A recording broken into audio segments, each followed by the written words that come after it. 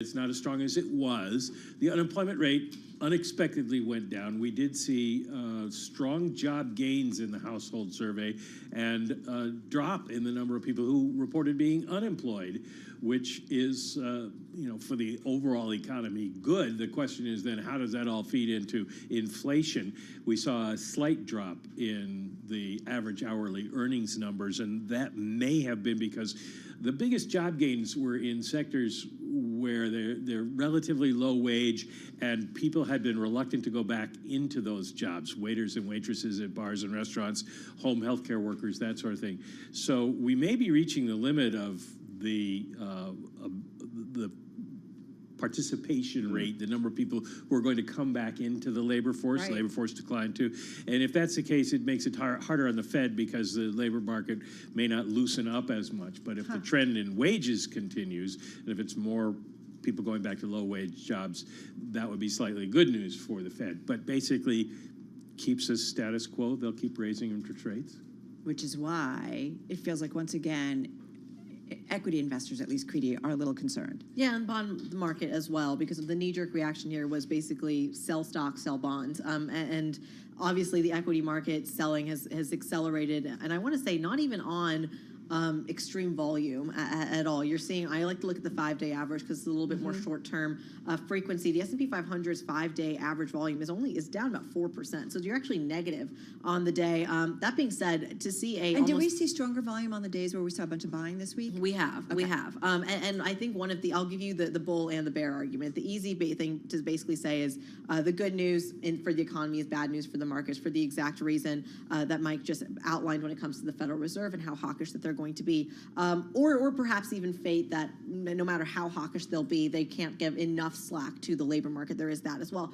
But let me give you perhaps the bull argument as well here, and it's that there's been so much selling in the equity market, so much doom and gloom. A lot of people have been waiting for kind of this moment of capitulation, and it hasn't yet come yet. So a lot of people are saying that perhaps this is the week to cash out, just given that we did have gains earlier in the week that were pretty substantial, only to kind of prime the market for any good news in the CPI report, any good news in the earnings story, because then even a tiny blip of positive earnings stories on an individual micro basis will then kind of reward the share. So there is kind of a weird backwards logic to it, but there is a bull and a bear argument. Well, now that we have gotten the non-farm payrolls number, Mike, we do look forward to next week to try to get an understanding of inflation. And you chuckle because if we think back to last CPI report, that's kind of what set off the current downturn that we're seeing right now. It came in hotter than expected. Yep. What's this one going to do? I mean, not crystal ball question, but what kind of effect could it have? Give us a number, Mike. Pick a number out of the air. Well, the consensus is we're going to see a slight decline in CPI. The problem here, and this is a problem for Joe Biden and the Democrats as well as for the economy, is that oil prices are going back up. Yeah. So when we get the CPI report, it may show some progress on inflation, but then people are going to go to the gas station and go, no, there's not. So the psychology is still there, and that also puts pressure on the Fed to keep rates moving higher. I just want to check in with you, too, that we've got FOMC minutes next week. Is there anything else, more Fed speakers, anything else that you think we should be keeping on our radar when it comes to that? Well, when it comes to all this, the retail sales report is out on Friday. We'll see if Americans are still spending and in what categories they're spending. Are we moving away from goods? The other thing that's happening next week is there's a G20 meeting in connection with the IMF meetings, which are in Washington next week. It's going to be interesting to see what kind of pressure the rest of the world puts on the U.S. over the dollar. Right. I mean, it's always our dollar, but their problem. But, there may be some talk of maybe we should, say something or do something to let people know. What was our story? Yeah, exactly. The U.S. doesn't care. Yeah. Yeah. Exactly. Yeah, we can't care. We have to do what's best. All the Fed and everybody else have to do what's best for this economy. Yeah. And everybody else has to do what's best for their economy. Right. But it doesn't help the rest of the world. 20 seconds, we get earnings next week. We do have some earnings next week, but can I actually say a contrarian statement? I think the bigger move is going to be in the oil market for the exact reasons that Mike just said. We're looking at 98 on Brent crude with a stronger dollar. That's a big deal. So she's saying no. You don't care about earnings? I care about earnings. I just care about oil more at the moment. No, I understand, man. It's that big pickup she drives that gets 2 miles per She's from gallon. Texas, okay? Cut her some slack. We'll cut her Is some this slack. hangover yet? Hey! All right, guys, have a great weekend. Thanks to both of you. Michael McKee, International Economics and Policy Correspondent. Of course, Kriti Gupta, Anchor and Markets Correspondent. Well, let's get a check on the latest world and national news with Nancy Lyons in the 99.1 Newsroom in D.C. Hey, Nance. Thanks, Tim. You've been talking about it. The U.S. labor market appears to still be resilient following those steep interest rate hikes by the Fed. Employers added 263,000 jobs in September, slightly more than expected. The unemployment rate surprisingly dropped 0.2% to 3.5%. Meanwhile, average hourly earnings rose firmly. Well, global food prices have fallen for the 6th month in a row, which could mean some relief for consumers. World food commodity prices are now about 15% below a record set in March, but the latest decline will take a while to show up in grocery stores, where prices are also determined by energy and transportation and labor costs. Crop exports from Ukraine picked up, agriculture demand is easing, and a United Nations gauge of food prices declined 1.1% last month to the lowest since January. What happens next will depend on efforts to extend that crop export corridor beyond mid-November. In Washington, I'm Amy Morris, Bloomberg Radio. The massive influx of migrants into New York City is prompting Mayor Eric Adams to take some drastic steps. I am declaring a state of emergency in the city of New York and issuing an executive order. This executive order will formally direct all relevant agencies to coordinate their efforts to construct the humanitarian relief centers. Adams says more than 17,000 people have arrived from the southern border since April. In the American League Wild Card game, the Guardians are leading the Rays 2-1, and the National League Wild Card game between the Phillies and the Cardinals is just getting underway. Global news 24 hours a day, on air and on Bloomberg Quick Take, powered by more than 2,700 journalists and analysts in more than 120 countries. All right, Nance, thank you so much. Carol Massler, Tim Stanovic. We are live in our Bloomberg Interactive Broker studio right here on Bloomberg Business Week. And I think Nancy mentioned this, right, as well. We're talking about New York City Mayor Eric Adams declaring a state of emergency over the city's migrant crisis, saying that the recent arrival of more than 17,000 asylum seekers from Central America and South America is straining the city's resources. Well, as part of the order, Mayor Adams directed all relevant agencies to construct humanitarian relief centers and to provide assistance. The city will spend more than $1 billion by the end of the fiscal year on the crisis. Adams said it in a news briefing Friday. He called for support from the state and federal authorities, saying the crisis is burning through our city's budget. You know, for those of us in and around New York City, we know it has not come back completely by a mile from the pandemic. Not even close. And, you know, you see a lot of homeless people around, certainly in the subways and on the streets. And the crisis, as this story notes, worsening an already fragile shelter system here in the city, which is operating at near 100% capacity. The mayor pointed that out as well. Around 61,000 people were in the system as of Thursday night, and 1 in 5 was an asylum seeker. So the migrant population obviously playing into that. New York and other cities are straining under an influx of hundreds of migrants sent primarily by Republican governors from border states. The city has been working to provide shelter and other services to the migrants, many of whom fled violence in Venezuela and other Latin American countries. The mayor called the crisis a situation that was, quote, manufactured by leaders in other states who are exploiting the city's right to shelter mandate. Under a legal settlement from the 1980s, New York is required to provide housing for anyone who needs it. And the city had previously opened 42 additional temporary shelters and hotels. The mayor here in New York City promising that the city would also accelerate moving New Yorkers in the shelter system into long-term housing in order to free up beds and space for newer arrivals. And then a previously planned triage center will open on Randall's Island in the coming weeks. So cities are grappling with this, which many would argue there needs to be a bigger, broader policy for... From the federal government. Yeah. Yeah. In terms of taking them in, caring for them, and just figuring it out. So more news to come, no doubt about it, from major cities across the United States. You're listening and watching Bloomberg Business Week on Bloomberg Radio.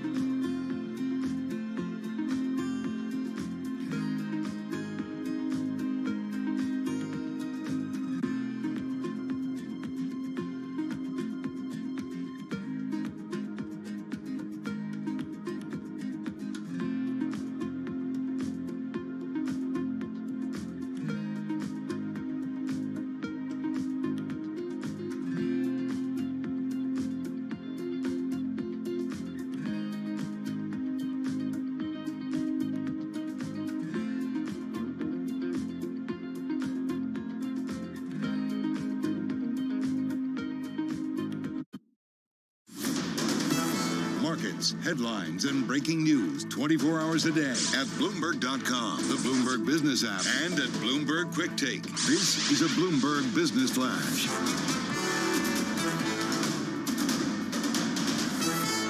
Bloomberg World Headquarters, I'm Charlie Pellet. Steep losses for the U.S. equity market on this Jobs Friday with the Dow, the S&P, NASDAQ all declining. We have got the S&P down now by 96 points, a drop of just about 3%. We have got the Dow Jones Industrial Average down 588, decline there of 2%. NASDAQ down 395, a drop there of 3.6%.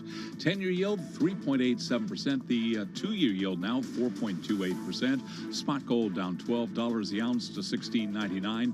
Bitcoin is down 2.9% to $19,472. West Texas Intermediate crude up 4.5%, $92.41 a barrel.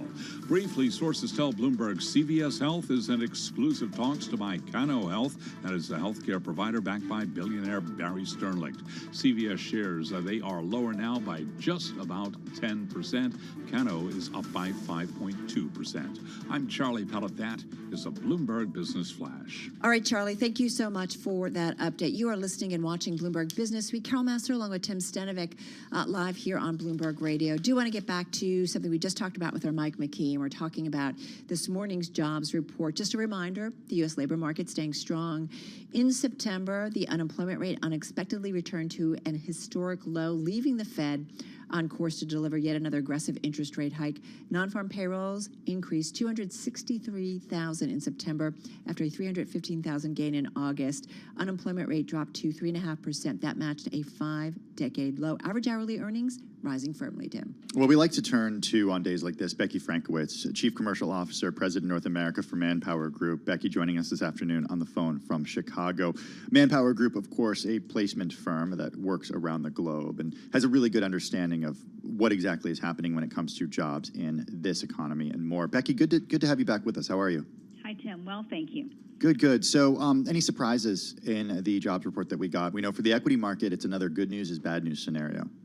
Yes, I'd say, first we saw some softening, gradual softening month over month, which is actually good for employers, Tim. I know it sounds counterintuitive, but a little bit of release of pressure in this really tight labor market is actually encouraging because employers are hoping they can actually, fill some roles now. A surprise earlier in the week is that quit rates prove that fewer job openings, haven't dissuaded people from resigning, even as we go into this holiday. So I would say that was a surprise a bit earlier in the week, and I think the no news is the news around wages also was clear in the report this morning. So what are you guys seeing at Manpower Group when it comes to what companies need? Are they finding their need? Give us some color behind these numbers that we got from the government and what you guys are seeing in real time. Yeah, Carol, I'm so glad you asked that because, the jobs report is a backward-looking view. And so if you say, hey, what's going on today, Becky? What's going on in the labor market today? I would say two big headlines. One is hybrid holiday.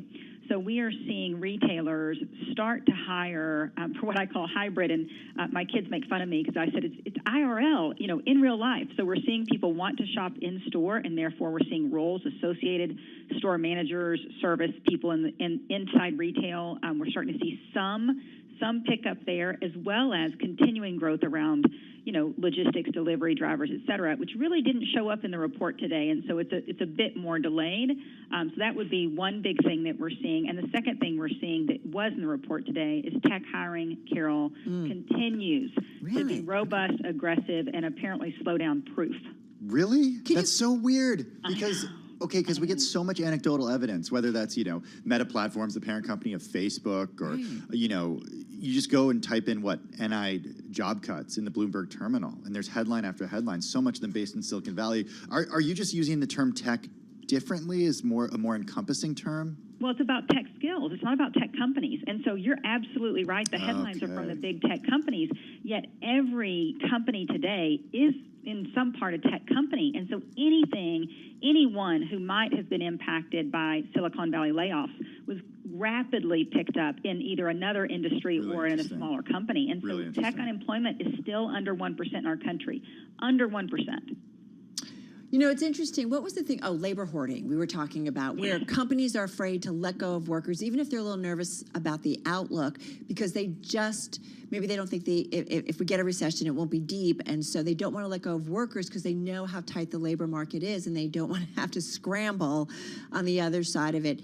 What can you tell us about what you are seeing when it comes to companies and doing labor hoarding? Yeah, so I'd say that we're still in a post-pandemic labor recovery. And I know, we like to think the pandemic is well over. Just now, supply chains are normalizing. You've seen the headlines around freight costs going down, containers, now being readily available, lumber going down. And so we're still in this post-pandemic recovery. And employers' memories are long. And they remember for the last 18 months, they've not been able to find talent. And so, yes, Carol, we are seeing, I love that term, by the way, labor hoarding. We are seeing labor hoarding in some places because, employers are afraid if I let these people go, I may not be able to get them back in a few months when we all hope the economy rebounds. Can you give us some indication on, I don't know, how you're looking forward a little bit, Becky, to understand what comes during the fourth quarter of the year and in Q1 of 2024, because the 2023, excuse me, I'm getting a little ahead of myself. The Fed is certainly trying to figure out what happens there, and investors are as well.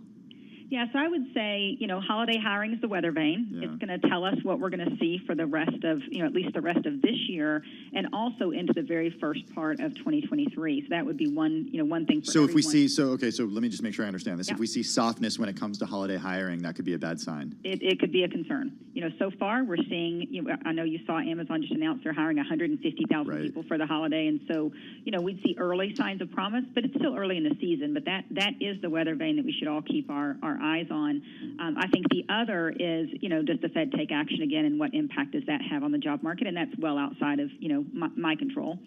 Are you concerned the Fed overdoes it? They've talked about where the unemployment rate needs to be potentially in order to bring down inflationary pressures.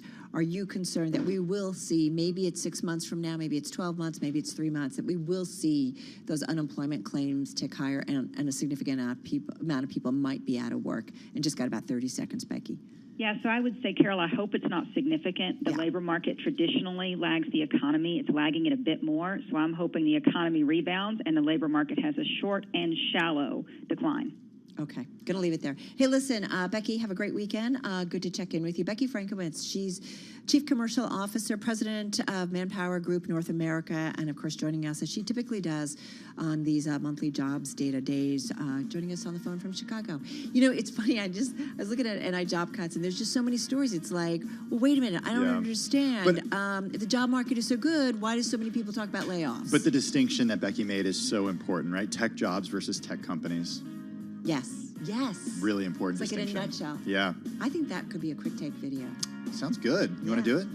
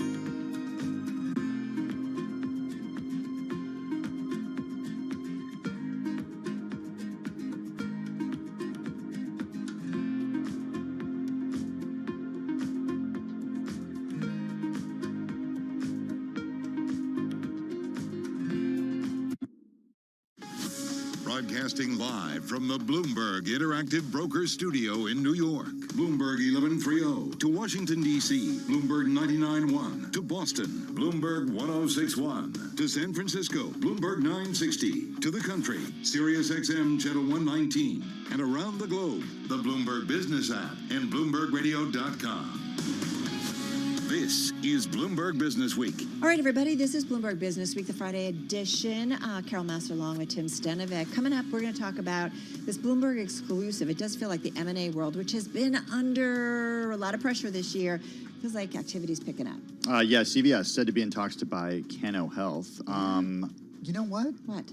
Is it picking up? It seems like it's picking up. It does, but you look at some of, I think, the table. Numbers, it's just like... Still down. Yeah, well, we'll talk about this and why it's happening It's right not now. all just about Twitter and Elon, but... That's a good point. It does feel that Yeah, way. it's a good point. Let's get over to Charlie Pellet because he's watching the markets. We got less than 90 minutes to go, Charlie. Indeed, and a busy Friday, too. Yes, jobs report, stocks selling off, but that CVS report also interesting, said to be in exclusive talks to buy Cano Health. Right now, we have got CVS shares plunging by 10.6%, Cano up by 5.4%. Not the only big deal, perhaps, to talk about. Sources tell Bloomberg Brookdale Senior Living, one of the biggest operators of senior living communities in the U.S., is exploring options. Shares of Brookdale, they are surging today, up now by 17.7%. The focus, though, on the U.S. equity market, steep losses, lows of the day right now. The S&P on this Jobs Friday down 109, a drop now of 2.9%. The Dow is down 686, a decline there of 2.3%.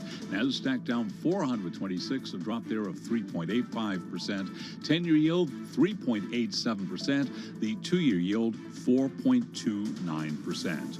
The catalyst for today's selling, the jobs report. We had the Dow, the S&P, and NASDAQ all declining after the labor market stayed strong in September. Non-farm payrolls up by 263,000 in September. Unemployment dropping to 3.5%. Here's U.S. Labor Secretary Marty Walsh interviewed today on Bloomberg Radio. I don't want people to lose their job, but we need to continue to bring down the inflationary pressures that people have. Certainly, what OPEC made a decision on this week to do was not helpful to us. The president was disappointed. We're disappointed as administration, but we need to continue to bring down those pressures. I mean, I think that, I had a long conversation in my office today. I certainly don't want to see the unemployment number go up.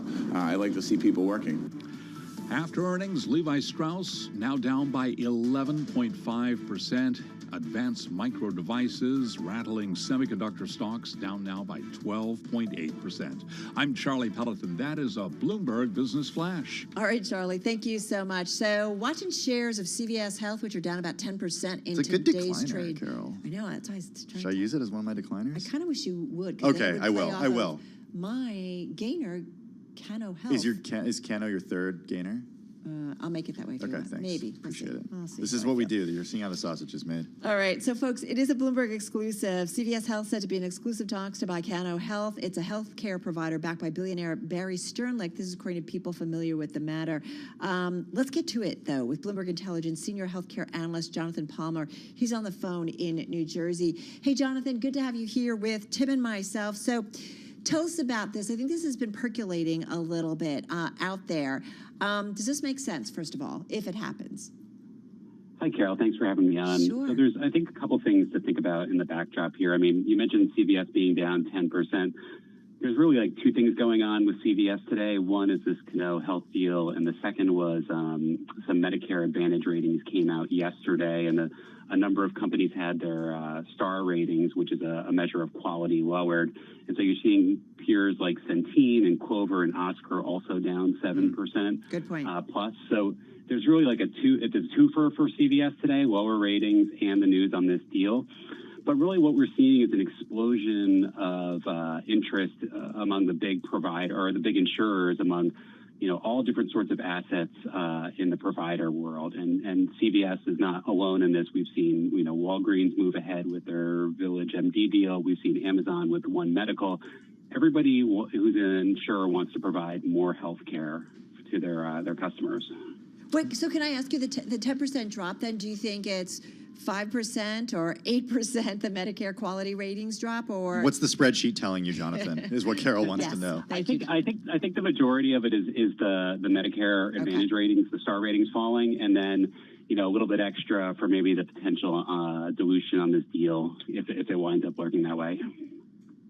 Okay, very helpful, especially when we talk about these stocks later in the day.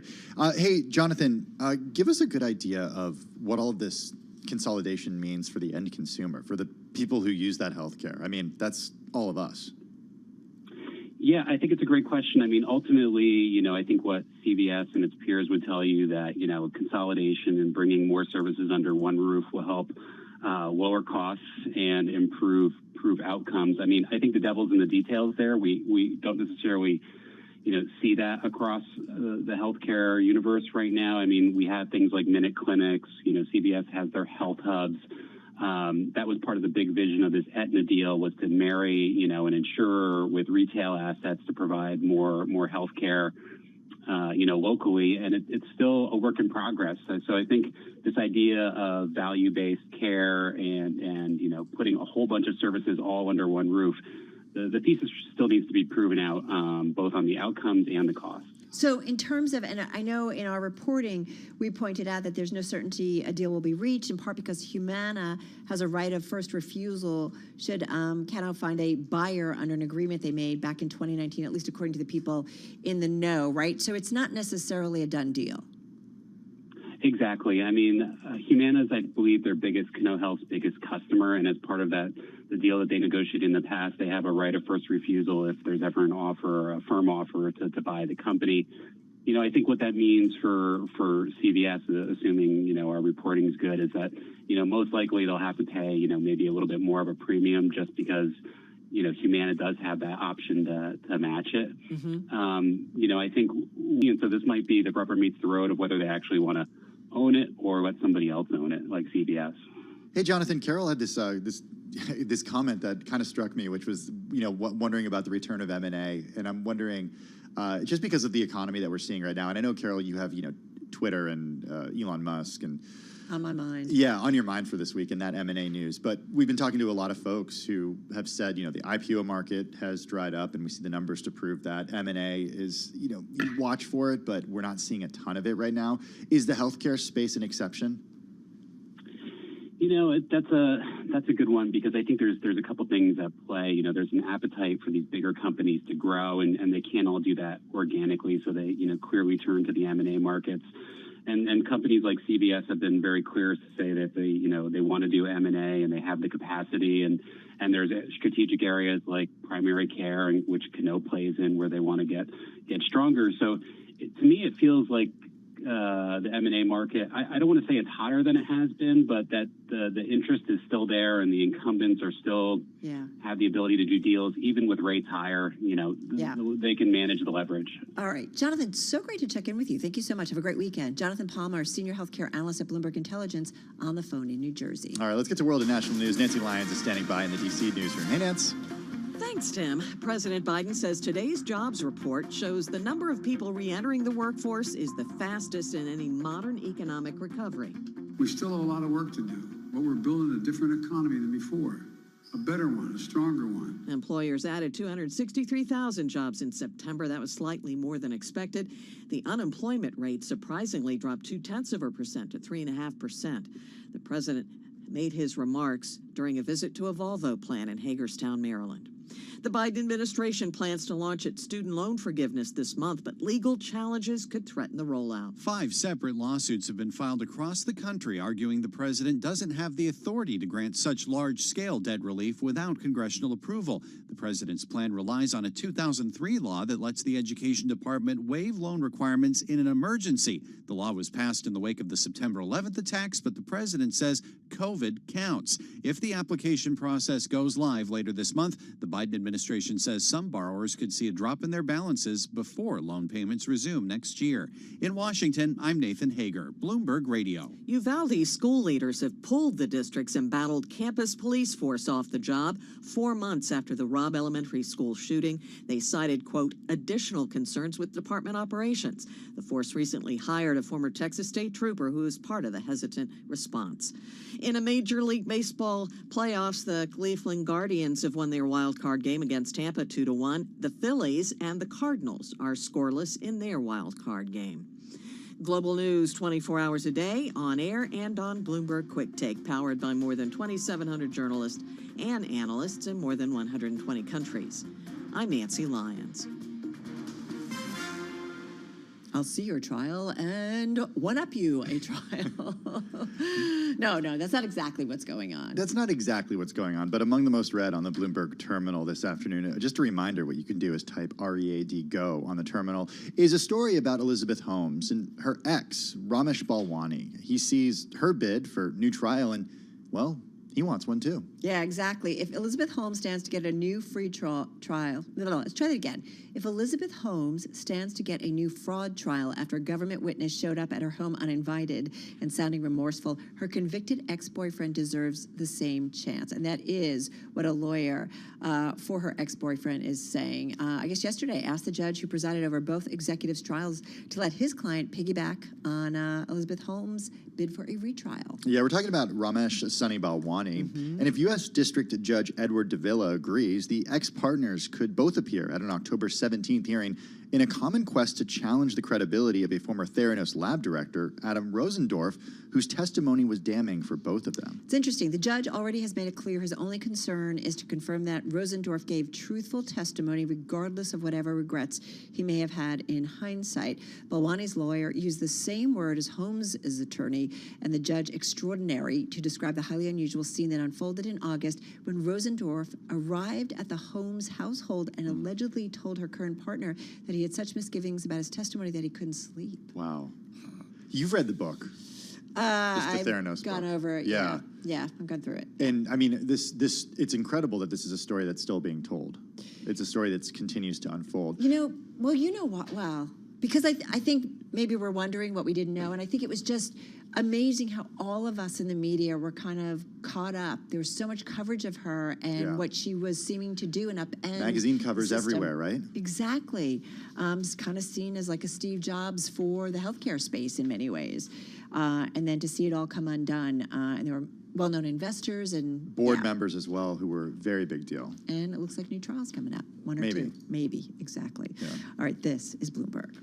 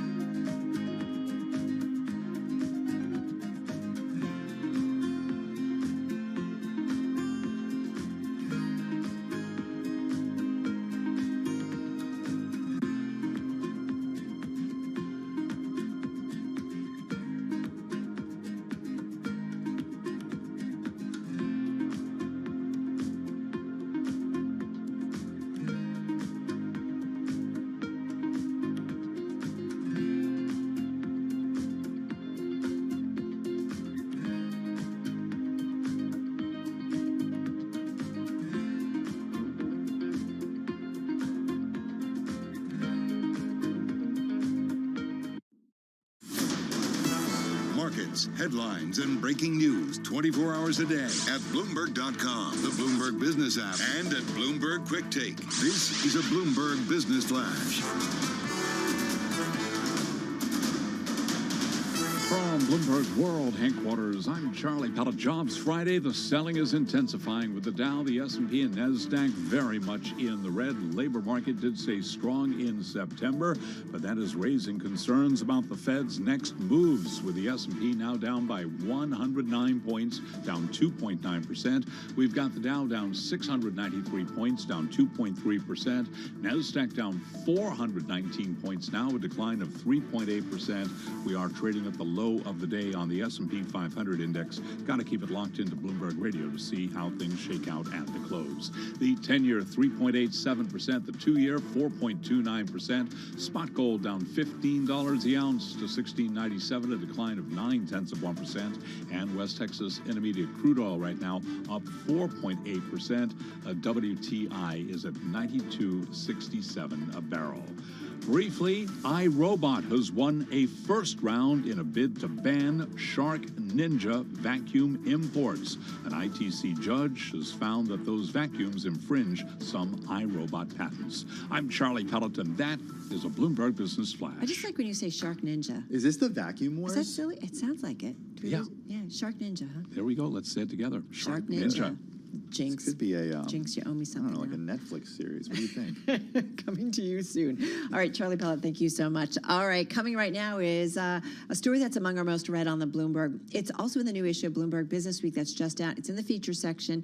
It's about hackers targeting home buyers in a novel way to intercept wire transfers for down payments. If your heart hasn't skipped a beat, it should now. This is terrifying. We got Natalie Wong joining us. She's U.S. commercial real estate reporter for Bloomberg News. She's with us in the Bloomberg Interactive Brokers studio right now. She's on Twitter, so you can follow her there as well. As Carol mentioned, it's in the current issue of Bloomberg Business Week magazine. So Natalie, let's say that you've saved for years for a down payment on a home, upwards of what, $150,000, like one of the subjects in your story in Business Week. Sure. And then you find that that money ends up getting stolen through some sort of hack. What's the recourse there? How does this happen? It's terrifying. It's been happening more rapidly in the U.S., basically. You know, like people enter into these home deals. They're stressed out. It's a crazy housing market. They're trying to seal the deal. A lot of these people, it's their first homes. They don't really know how things are done. They're flooded with emails. And it turns out all along, some hackers have found their way into the system through the channels of maybe a real estate agent or a title agent, and they're literally monitoring the correspondence of this deal for months, you know, weeks, if not months, and they're waiting for the perfect moment when the deal is about to be done and they know that a wire payment has to be sent, and that's when they come in either through, you know, the realtor's email or through a fake email that looks almost identical. Right. And then they send the home buyer fake instructions that looks exactly the same, but they don't know anything that's wrong because no one warns them. The numbers are the same. It's when they're expecting it to come in. So they wire the payment, they think they have the house, and often they don't even realize that they sent the wire payment to a hacker until they show up at the closing table. And they're like, okay, so where's the payment, right? Yes. Where's the check? And they're like, all right, we're ready to close. And then their title agent is like, okay, where's the check? And they're like, what do you mean? We sent it 2 days ago. Well, and that's when they realize. Part of what blows my mind is the amount of time that these hackers are spending to make sure they're at the right time, but they also are gathering so much information. How often is this happening? It's happening a lot, and we've heard that it's started really in 2017 and it's exploded over the past few years. You know, the Secret Service team that we tracked, they recovered about $244 million worth of like stolen business email compromises, a third of which are real estate deals. These are called BEMs. BEC. It's called business email compromise. It's basically hackers infiltrate corporate accounts to send phony invoices and phony wires. It can target every industry, but they're finding a really big jackpot in real estate deals. So what's the recourse for somebody who finds that they've lost their down payment? So if you know within 24 hours, there's more of a chance that you get your money back. If you know exactly what to do, you know who to contact at Secret Service or FBI, you have a bank manager that's helpful, that knows what to do, then maybe you can get all your money back. But unfortunately, most of the people that I talk to don't realize until it's too late. But don't they know who the money was sent to? Because a wire, I don't know how it works, but a wire transfer, shouldn't it be associated, that other account number be associated with somebody? Yeah. Yes. So unfortunately, what happens is that with the banks, there's a lot of bureaucracy and a lot of miscommunication happening, so that when they contact, like for instance, one of our victims immediately contacted a New Jersey Chase Bank account that it was sent to, and I mean they don't know who this guy is, so they're not going to randomly freeze one of their clients' accounts just because you say there's fraud. I mean, a whole process needs to be started to close it or whatnot, and often they're dealing with mid-level managers that have no idea what this is, even though they should. The crazy thing, there are times I've tried to do things digitally and make a payment, and my own bank is like, I'm sorry, your account's frozen, like you haven't done enough security steps or something. So like there's just so many, backstops in the process. So it is amazing. Like you're like, how did this ultimately, how does it happen? Are they just getting more sophisticated in terms of the scammers? What is it? Scammers are getting more sophisticated. They know how quickly they have to act, and so they're usually trying to get the money out within 36 hours, and immediately they move it to different domestic bank accounts across the U.S., money mule accounts, and then they either cash it out to cryptocurrency, cash it out in like real estate or jewelry or cars, or they move it abroad. And by then, the money's been split up across so many different bank accounts that it's extremely hard to track or get any of it back. Okay, this is terrifying for so many reasons. It's not just, when it comes to mortgages or when you're buying a house or putting a down payment down, but in other situations, like let's say you have a big tax payment or something and you need to move, money between accounts, and you actually are emailing with your accountant about that, right? So I'm wondering if there's a way around this, if there is a way, to kind of go old school for, for someone could show up maybe with an actual paper check at the closing rather than wiring the money. Right. I mean, there's definitely fraud too when it comes to cashier's check, but with this instance. The joke in the crypto world is you're talking old school because you're so the joke in the crypto world is like crypto fixes this, the blockchain fixes this, but I haven't seen it fix this yet. Yeah, I mean honestly, there's a simple fix to this, and it's really just all the parties involved should at least take an extra step just to warn their clients that this is a big thing that's happening. Like most of the people I talk to, after it happens to them, they're like, I had no idea this was even a risk. Well, and not the a real single estate party I folks spoke to are seeing it, and so they're seeing it more and more frequently. And so there is a question of like, kind of warn your clients that listen, make sure before you transfer any money, X, Y, Z, because there's been some scams out there. A lot of them maybe in like their emails at the very bottom, they have a tiny disclaimer, which is like, don't send wires that are sent to you by email. But for example, the main victim we highlighted, he mentioned that when he first told his agent what happened, the first thing she said was she wasn't surprised at all. She was like, thank you for the help. She was like, you know what, this actually happened to one of my clients. The first thing she said was she wasn't surprised at all. She was like, thank you for the help. She was like, you know what, this actually happened to one of my clients a year ago, and he was like, how did this happen to you, and you didn't even tell me that this could be a possibility. There are actually, though, in a digital world, there's actually physical criminals, and part of your story you talk about that they were was it FBI agents were able to track some individuals down, right? It's a tiny team of Secret Service agents, and you never think of Secret Service agents as the ones tracking down financial criminals. You think they're presidential guard. Yeah. But there's a tiny team of Secret Service agents that are trying to track down these money mules that are moving money through New York, New Jersey bank accounts. And there's individuals, right, that they've actually tracked to throughout New York City, right? Yes.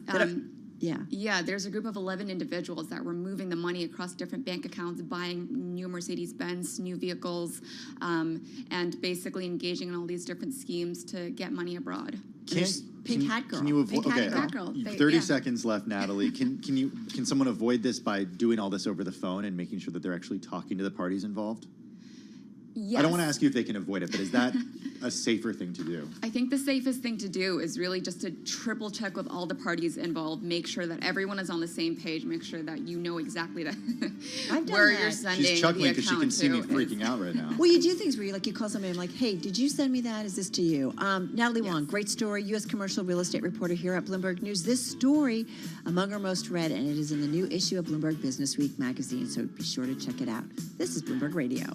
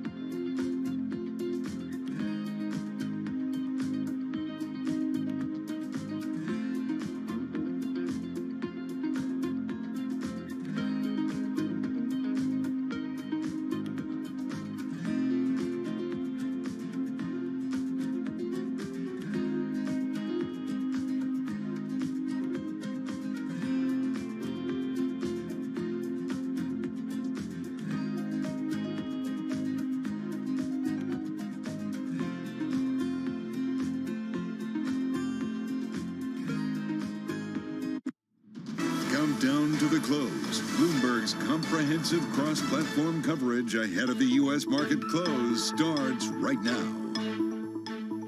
We count you down to the close. Just 60 minutes left in the trading session. Caroline Hyde, Romaine Bostic, Taylor Riggs, joined now by our colleagues Carol Massa, Tim Stenovic, the whole gang together.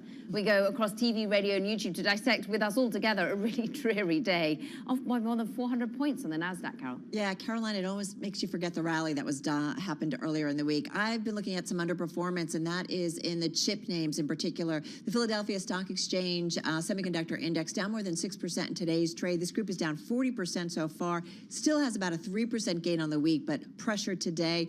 Chip maker is warning on a weekly basis that demand is sputtering. So we do feel like that there are signs piling up that the tech downturn may be deeper and longer lasting than feared. And remember, we had Samsung, AMD, reporting disappointing results within hours of each other that widely missed projections. So it just seems like continuing to see. But what I don't understand here, Carol, is 2 days ago we had those results out of Taiwan Semi, and I was going to Morgan say Stanley, Taiwan Semi was the outlier. But why? Because then you had Morgan Stanley basically say that this was a broader read on the chip sector and that it was rebounding and everything was fine. And now today we're all pulling our hair out because of the AMD and Samsung war. No, Pivot. Well, different types of chip makers, different parts of the market, but it does feel like when you've got one outlier and a lot of other players saying things aren't so good, Taiwan Semi is massive, so maybe they're able to, just like an Apple often, can kind of deal with some of the tougher macro Taiwanese dollar trends, as well. right? Yeah. Or perhaps it also had to do with, what AMD said about a slowing demand for the PC market in general. But again, that's something that we knew coming out of COVID, right? We knew that people weren't buying as many PCs. Can I talk about Tesla, or do I have time? No. People buying them? I think They're someone not. ate up your time, Tim, Okay. so let's move on. All right, that's fine. Yeah. I'll talk about Tesla later. Okay. Tough fine. crowd. Come on. Tesla down. Come on, Tim. Yeah, okay, it is down about 16% over the last 5 days on the day today, on the week, I should say. There's kind of a 1-2 punch here, right? You have quarterly delivery numbers missing over the last for the last quarter, so that wasn't good. And then, of course, the Elon Musk and Twitter news sending concerns that he might have to sell more shares in order to fund that purchase. Just brutal time for Tesla, pretty brutal time, therefore, for the NASDAQ. We're off by 3.5%. That's the worst performing index. We're down by 394 points. We're off by more than 600 points on the Dow, down by 2%. We're looking at the S&P off by 2.7%, worst day since September the 13th. Russell 2000 also off by 2.7%, Taylor. Energy is still the best performer on the week, and it's the best weekly performance that we haven't seen since about March. Now, energy, as you can see there, it's in the red, but it's only off 0.2%, and half of the names within that sector are actually still in the green. Everywhere else remain, this looks like a broad-based sell-off. You can't even get any individual security within these sectors that are up maybe about 10% of them higher on the day. It really has been a lot of selling on a sector level and an individual security level. Discretionary and technology is off 3.5% to 4%. And I've been taking a closer look at a lot of the sort of the individual levels here and the individual measures, and you can get a better sense of just how bad this market is right now. You take a look at Microsoft down 5% here on the day. You're talking about a lot of stocks now that are kind of retesting not only their 52-week lows, but for some of these companies, the lowest levels that they've been at in more than 2 years. I mean, you're going back to 2019, even for a company like Meta Platforms. We talk about AMD and the chip sector really taking it hard. AMD down 13%. A lot of the other software makers like ServiceNow moving lower as well. And there are a few bright spots out there, including DraftKings and basically anything tied to the M&A space. That seems to be where some of the juice is. But again, that juice is few and far in between. DraftKings, though, up 2% on the day. Yeah, a whiff of M&A and deals in the air every now and then. Also, what's in the air is an awful lot of quant analysts talking about various charts. This one, the Rule of 20, we were sort of getting very excited about this a few weeks ago, I seem to recall. The stock market signal that has never been wrong. Perfect track record, so says Bank of America. Basically, it's pointing to the fact that equity markets haven't bottomed out yet. For our radio audience, this is a gauge that looks at the S&P 500 index trailing price-to-earnings ratio in combination with CPI. Remember, consumer inflation, we're getting it next week. We're basically not at 20. You're going to need to get to 20 before we hit bottom. And at the moment, we ain't there yet. We're above 25. Yeah, that's I feel like the big debate that's going on. Have we bottomed out? Although I would argue that we saw a lot of participation on the rally earlier in the week, and I feel like on the downside, certainly if you look at the S&P, volume is down. So I don't know whether we're trying to find a bottom. Wasn't there another technical indicator that a few months ago we were talking about a lot that had a perfect track record of about a more than 50% retracement, saying that the bottom was in? Yes, we did. Okay, And, I'm just making sure. It's called cherry picking. Okay, I was just wondering. I just want to make sure I'm thinking about the right thing. But that cherry picking too, I mean, it kind of gets to the idea that there is so much conflicting signals out there, whether you're looking at the economic indicators or the technical market indicators. So you could kind of sort of make a bull and bear case depending on, sort of what metrics you want to look at. Not conflicting, though, and many would argue that we're still seeing a pretty strong labor department, and we certainly got that in this morning's report, right? Like in terms of most of the metrics there. U.S. Labor Secretary Marty Walsh, though, catching up with our TV team, Jonathan Farrow, earlier this morning, though, he did say he'd like to see more when it comes to the participation rate, which did see some negative tones this morning. Check it out.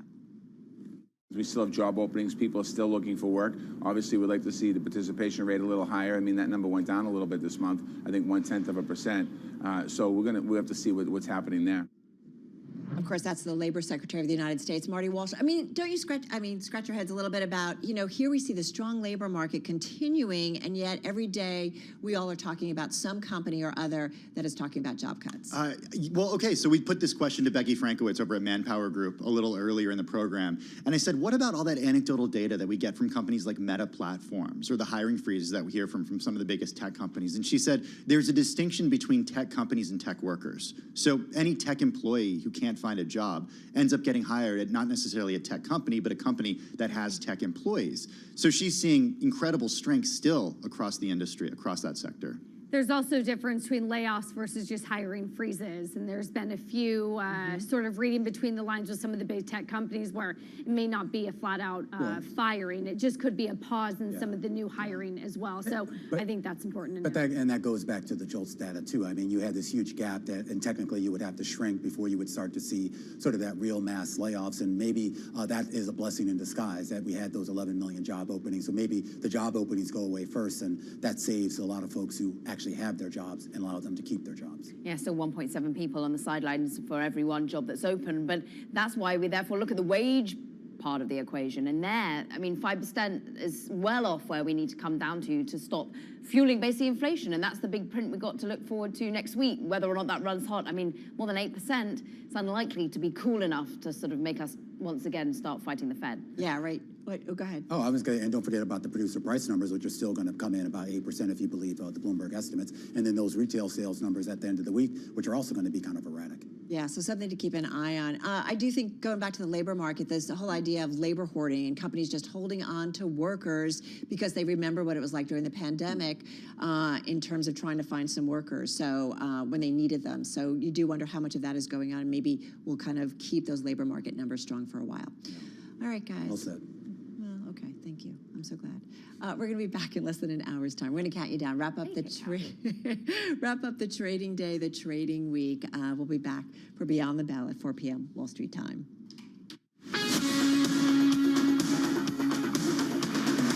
This is Bloomberg Business Week with Carol Masser and Bloomberg Quick Takes Tim Stenovic on Bloomberg Radio. I just want to mention a headline that crossed. U.S. August consumer credit rose $32.2 billion. The estimate was for a gain of $25 billion. So revolving credit was up $17.2 billion. Non-revolving credit was up $15 billion. But this is an important thing to watch. I know it's something Vince Signorella has talked about and others have talked about, is that as consumer spending maybe continues to stay strong, what you want to watch is how much of it is being done on credit. And that eventually at some point, the credit card companies are going to be like, enough, and consumers are going to say, enough, and I can't spend it on credit. So just another number to keep a watch on. I want to talk about a word that I don't think we've used in this entire broadcast. Pivot. How did you know I was going to say that? Because I'm smart. You are smart. I don't think we've said pivot, and it's interesting when, the S&P 500 is down, close to 3% on the day. The NASDAQ down right now well, as the Fed pivot not happening according That's what to I'm the equity saying. trade and the yield trade. That's exactly what I'm saying. The NASDAQ down 3.6, the Dow down 2.2. We're still up for the week. Glasses half full, Carol Masser. Well, what I guess I am saying, I do think we're trying to find a bottom, and don't trade on me, but I'm just saying that if you look at the 5-day trade, you're up almost 2% on the Dow, you're up about 1.5% on the S&P, and you're just up about 1% on the NASDAQ 100. We've definitely paired the gains that we got earlier in the week because of today's trade and yesterday's trade, for that matter, I guess to some extent. But bottoms don't all happen and then just go, they take a while sometimes. NASDAQ down 32% for the year. The S&P Yep. down 23.6. Ouch. Let's get to Nancy Lyons, who's in Washington, D.C. for World and National News. Hey, Nance. Thanks, Tim. President Biden is welcoming the latest report on job creation. He spoke this afternoon while visiting a Hagerstown, Maryland plant that makes parts for Volvo trucks. The president said the addition of 263,000 jobs in September still puts the nation on a path to long-term sustainable growth. That's 10 million jobs since I've come into office. It's the fastest job growth at any point of any president in all of American history.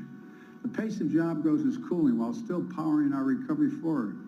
We need to bring inflation down without giving up all the historic economic progress that working class and middle class people have made. The president chided Republicans who voted against infrastructure spending and called it, he said, socialism. And he named a half dozen who have since sent letters to the administration asking for projects in their districts. In Washington, Irv Chapman, Bloomberg Radio. President Biden is worried Russian President Vladimir Putin's threats to use tactical nuclear weapons are real and could lead to, quote, Armageddon. Nuclear weapons expert Joseph Cirincione agrees with Biden's assessment. President Biden is absolutely right. We've had many nuclear accidents and near misses over the last 60 years, but we haven't been this close to the intentional use of nuclear weapons since the Cuban Missile Crisis. Joseph Cirincione says war games show repeatedly a nuclear exchange that begins with a tactical nuclear weapon can easily escalate. In Major League Baseball, the Guardians beat the Rays today 2-1. The Phillies and the Cardinals are scoreless. Global news 24 hours a day, on air and on Bloomberg Quick Take, powered by more than 2,700 journalists and analysts in more than 120 countries. I'm Nancy Lyons. All right, Nance, thank you so much. Carol Master, along with Tim Stanovic, live in our Bloomberg Interactive Brokers studio, and of course, out there on YouTube as well. Oops, sorry, I lost my... Streaming on YouTube. I clicked. If you want to and I lost see, something. if you want to see Carol clicking the wrong thing, just watch on YouTube, and then you can Yeah. see it in action. It's fun, guys. Let's talk about Credit Suisse, the story that keeps on giving. It's not just Twitter and Elon Musk. Credit Suisse offered to buy back up to $3 billion of its own debt in a move aimed at calming investors' jitters ahead of the unveiling of a critical strategy revamp. We've been talking about this story all week. Yeah, this announcement is a signal of confidence in that the bank has enough liquidity to take advantage of the recent slump in debt markets and scoop up its own debt at a discount. Credit Suisse shares and bonds rose in Friday trading while the cost of insuring against default fell. So, this is a company that's going through a lot, right? And Yeah, we talked about it with Shanali yesterday. and about selling off its investment banking business. And so it's interesting. It's been a very tumultuous week for the company. Markets really questioning the company's stability amid a broader sell-off. The CEO is due to detail the bank's second strategy overhaul in a year. That's supposed to happen at the end of the month, and that's widely seen as a critical opportunity to restore faith in the lender after more than a year of losses and management missteps. The debt repurchase plan is, quote, a smart move. It builds confidence in the liquidity of the balance sheet and helps lower Credit Suisse's funding costs. That's according to the head of financials credit at Federated Hermes, Filippo Maria Alawadi, told that to Bloomberg in London. All right, so it's a story that we're certainly watching to see kind of what happens next in terms of this company and how they ultimately move forward and really regain investor confidence. I think we talked about it, that this stock is down, I want to say about 40 or 50% this year, but I should really check in terms of the ADRs. But we talked about how much it's been pummeled this year with While you're Shanali checking that, Carol, I'll yesterday. talk a little bit about what we spoke about with Shanali. I asked specifically if it was a Credit Suisse story or a story about the broader financial sector in worldwide It's or down in Europe. 49% this year. So you were exactly right. Just checking. Go ahead, sorry. And she said it's more of a Credit Suisse story. Yeah, it's very particular. This is Yeah. a company that's a bank that's been plagued by a lot of things. All right, you're listening to Bloomberg Radio.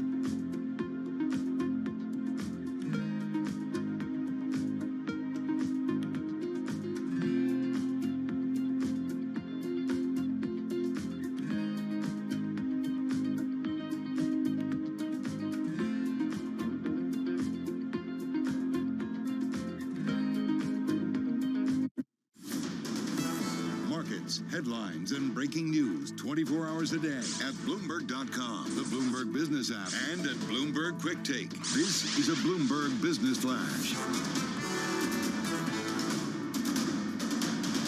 From Bloomberg World Headquarters, I'm Charlie Pellet. Jobs Friday, steep losses for the U.S. stock market, fears about more rate hikes to come. Let's head right over to the first word breaking news desk for today's afternoon call. Here he is, Bill Maloney. And good afternoon, Charlie. That's right. U.S. stocks have been plunging since that 8:30 jobs report. Dow's currently down 689 points. S&P's dropped 110, and NASDAQ is lower by 3.8%. The U.S. 10 yield at 3.89%. Gold is trading lower by 17. Oil is surging, and Bitcoin is trading lower by 2.9%. Among the main 11 S&P sectors, all were trading in the red, led by losses in tech and consumer discretionary. In the Dow, all the stocks were also trading in the red, led by 5% losses in Intel and Walgreens. In deal news, Credit Suisse's SPG unit draws PIMCO and Centerbridge interest, and Brookdale Senior Living is set to explore a sale. In other news, AMD plunged 13% after preliminary third-quarter sales missed projections by more than $1 billion. And wrapping things up, Feds Williams said we need to get interest rates up further. Live from the First Word Breaking News Desk, I'm Bill Maloney. Charlie? Much Bill Maloney, and to hear live breaking news over your Bloomberg Times Squawk, SQUAWK on your terminal. I'm Charlie Pellet. That is a Bloomberg Business Flash. All right, Charlie, thank you so much for that update. Now, over the summer, the blockchain ecosystem toppled, raising $15 million in a Series A funding round. That's on top of a $5 million seed round, which happened back in 2020. So we want to talk a little bit about the business and what they're up to. Yeah, we got Chris Georgian, the founder and managing director of Topple, joining us from Houston, Texas. Chris, how are you? Doing great. Happy to be on today. Yeah, thanks so much for joining us. I co-anchor a show called Crypto IRL, and I still think there's so much confusion over what exactly the blockchain is and what it can do. And in a recent episode, I actually talked about this. I said that, we've been hearing about the promises of the blockchain for over a decade at this point, and consumers have yet to see a point in their lives that has actually gotten better as a result of this technology. Would you disagree with that, or would you agree with that? Well, I would definitely agree with that. For a lot of people, it hasn't become apparent yet. We're starting to have some small use cases, supply chain traceability, carbon credits, starting to be tracked this way. But I think we all need to remember that blockchain came onto the scene from a retail perspective very early in its lifespan. AI got started in the 60s, but I think none of us really heard about it until 15 years ago. So blockchain's kind of had its coming out party in a very public way. So remind our world, Chris, what you are doing specifically and what kind of companies are you working with, and maybe who are your biggest partners or customers at this point? Absolutely. So the way that we think about Topple is we think of it as blockchain for sustainability, for positive impact, or, to use an acronym for ESG. And what that means is we're doing everything from tracking and tracing conflict-free diamonds moving around the world or fair wage agriculture. We work with energy companies and, big project developers to issue, track, buy, and sell carbon credits. So we do a lot with powering the energy transition, and we do a lot to help clean up supply chains, making sure that they're properly environmentally sustainable and also, following good labor practices as well. So dig a little bit deeper. How do you do that? Because the big part, you say ESG and kind of the hairs on my neck perk up, because I think we keep saying, or I certainly keep saying, that ESG feels like it's going through a reckoning after years and years of good performance in an upbeat market, a bullish market. It's going through a reckoning where people want visibility, transparency, and a better understanding. And so tell us what's your proprietary technology that helps customers make sure that they are complying by real ESG means, if you will. Absolutely. And the way that we think about how blockchain fits into this is blockchain can be open, blockchain can be decentralized. And really one of the biggest problems with a lot of ESG claims is they're being assembled after the fact at a main corporate office months after something supposedly or hopefully happened somewhere out in a plant or out in the field. With blockchain technology and what we're able to do is get data directly from when it's happening. So maybe that's taking inputs directly from SMS information from that farmers What's maybe SMS? putting in. What's SMS? Text messages for everyone. Okay. So, maybe farmers are text interacting with the system, or there's IoT or satellite information that's being fed directly into this technology. So you don't have kind of like a after the fact report being assembled, but you've got data being sourced directly from on the ground or where that impact is supposed to be happening. And that's being able to, relay direct to investors, get more transparent access to it, or consumers get more transparent access to it. Chris, this conversation reminds me of the way that we've seen Google Glass develop and the technology and heads-up displays develop over the last decade. Ouch.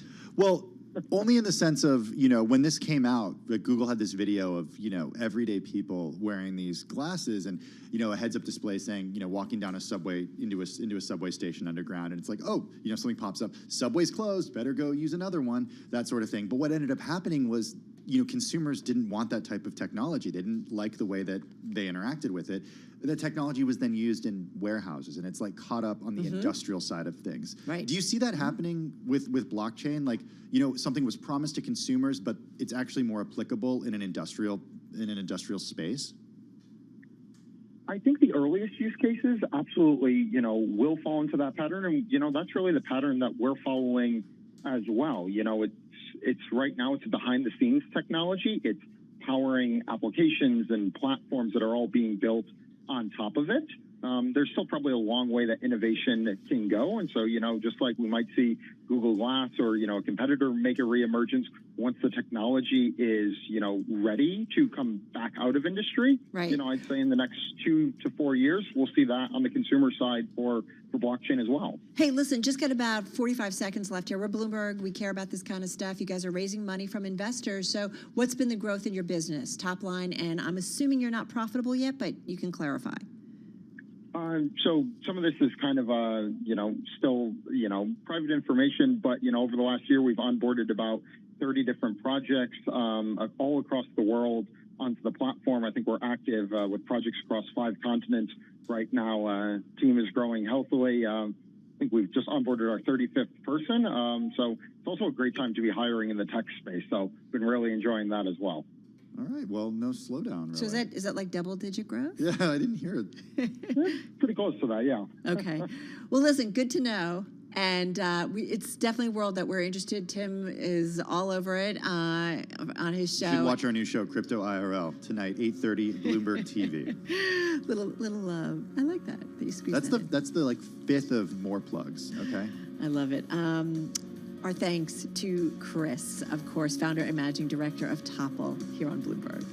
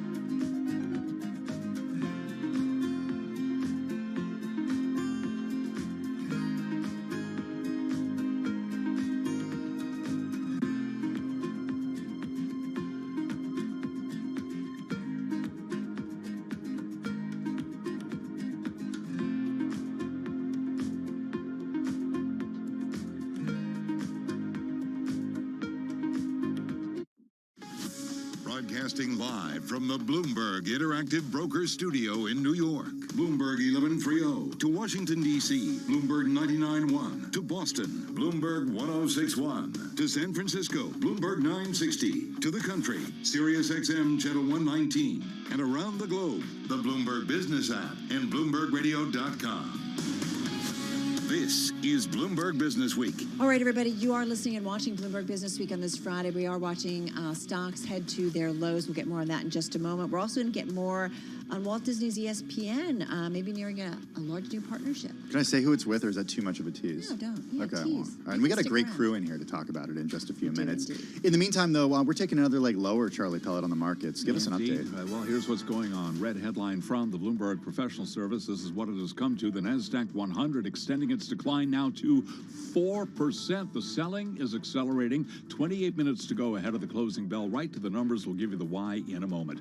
S&P down 121 right now, drop of 3.2%. NASDAQ Composite Index down 451 points, down 4.1%, extending the year-to-date loss in NASDAQ to 32%. NASDAQ 100 Index now down by 4.2%, and the Dow Jones Industrial Average is down 770, a drop there of 2.6%. Got to keep it locked into Bloomberg Radio to see how things shake out right at the close. The 10-year, 3.88%. The 2-year, 4.30%. We've got spot gold down $18 the ounce, down 1.1%, $16.94. West Texas Intermediate crude up 4.6%, $92.49 a barrel. The American labor market stayed strong in September as the unemployment rate unexpectedly returned to a historic low, leaving the inflation-phobic Federal Reserve on course to deliver yet another aggressive interest rate increase.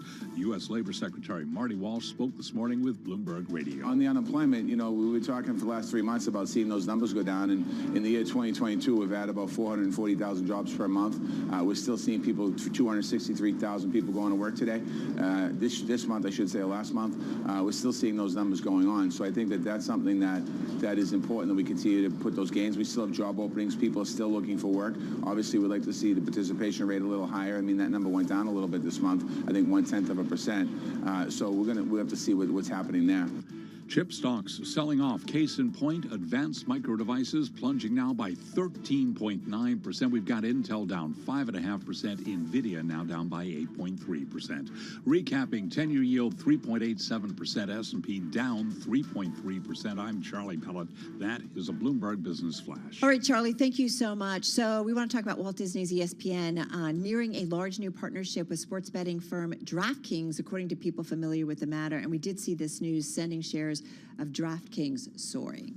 We got a great group with us. We got Crystal C., deals reporter for Bloomberg News. She's with us in the Bloomberg Interactive Broker Studio. Also with us right now is Jerry Smith, media reporter for Bloomberg News, here with us. We got a full house in the Bloomberg Interactive Broker Studio. Crystal, I want to start with the M&A news here, the potential talks, I should say, not necessarily M&A, but you're the deals reporter, so give us an idea of what this looks like. So we learned that Disney ESPN is nearing a large deal with partnership with DraftKings, but there are actually not a lot of details yet. We don't really know how it's going to be structured, how ESPN is going to pay, or what kind of incentive, how is it going to entail. We don't know that much yet, but we know that the stocks is reacting quite positively on both ends, which is a really, really big win for Disney as well, because just last month, if you remember, they had an activist calling to spin off ESPN.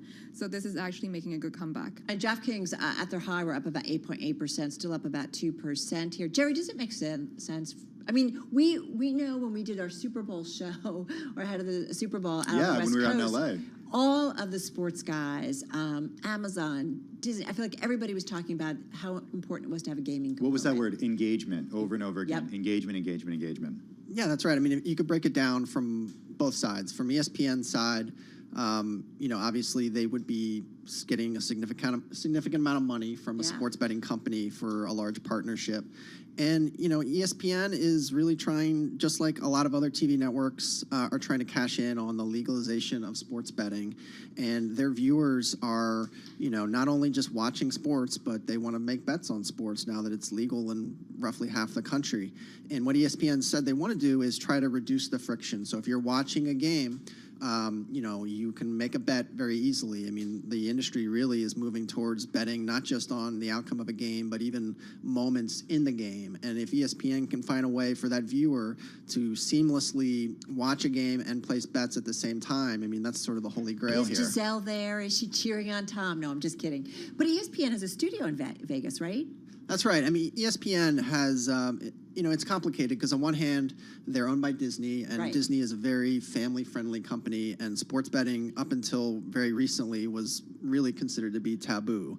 On the other hand, it has embraced sports betting. It's not taking bets, but they have sports betting analysts on their shows. They have sports betting related information on their shows. They have partnerships already with Caesars and DraftKings, where if you're on the ESPN website, their links are integrated, so you can click on a link and it'll take you to the sports book where you can place a bet. But what this would be potentially is a much deeper relationship between ESPN and DraftKings. So how? Okay, well, so what does that word mean, right? Those two words, deeper relationship, Crystal. I mean, does that mean that one could acquire, DraftKings, that Disney could actually acquire? And the thing is, we're talking like a different culture here, right? Disney is Disney. They own ESPN, but they also have all the assets that have to do with, Mickey Mouse and Snow White. Mickey likes to gamble, I heard. Oh, no, I don't sorry. I'm know. just kidding. I'm just kidding. But that's a serious Kidding. question, and Jerry Before I get can you weigh in trouble. on that too before we leave, because there's some serious cultural differences too. Yeah, that's true. Like, you have a really wholesome, family-oriented media company marrying potentially having a partnership. Have you ever seen Jack Sparrow? Parrots? No, I'm stopping. I'm He's sorry. a I'm bit in a Friday inappropriate. mood. No, go ahead. No, but it's true. Like, there are some speculation on, whether there could be a potential M&A here, whether one could own the other. It will most likely be Disney buying ESPN, but there has been analyst speculation on that. But I think that has been dismissed quite promptly, mostly because there's a license. Jerry can weigh in on this, and the license holder is DraftKings, and I don't know how it's going to be transferred, but it's really complex, and Disney, it's a whole empire. Like you said, to marry that culture, it would be extremely difficult, and also you don't know how shareholder is going to react, and Disney shareholder had been through quite a bit with the whole third point activism campaign in the past couple of months, and it only just settled in September. So this one, it's bringing them kind of a home run, but if they do end up trying to buy DraftKings, I could see shareholders being not too happy. That's right. I mean, and I think ESPN actually owns a stake in DraftKings, which they acquired when Disney bought the entertainment assets of Fox. But from DraftKings' perspective, I mean, they are in a real battle with FanDuel and Caesars and BetMGM, really to sign up as many customers as they can. They're spending gobs and gobs of money on advertising, giving away free bets to get people to sign up. So having a deeper partnership with the largest sports media giant in the country is a real opportunity for them. Right, and gives. Do you think it's likely ultimately? It's hard to say. Yeah. But they are. What we've reported is that they are nearing a very big partnership, and you could see how it could be a win-win for both sides here. Yeah, really fascinating. Disney, by the way, $175 billion market cap, and DraftKings about $7.3 billion. So just a little perspective. Jerry Smith, media reporter at Bloomberg News. Thank you so much. Crystal C., deals reporter at Bloomberg News, both here in our studio. Let's get to Washington, D.C. in the 99.1 studio there, where Nancy Lyons is standing by. Hey, Nance.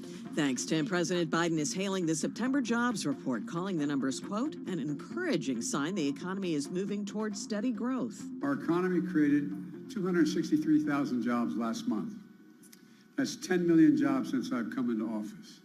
That's the fastest job growth at any point of any president in all American history. The president spoke from a Volvo plant in Hagerstown, Maryland. Well, the battle for control of Congress is heating up with about a month until the midterm elections.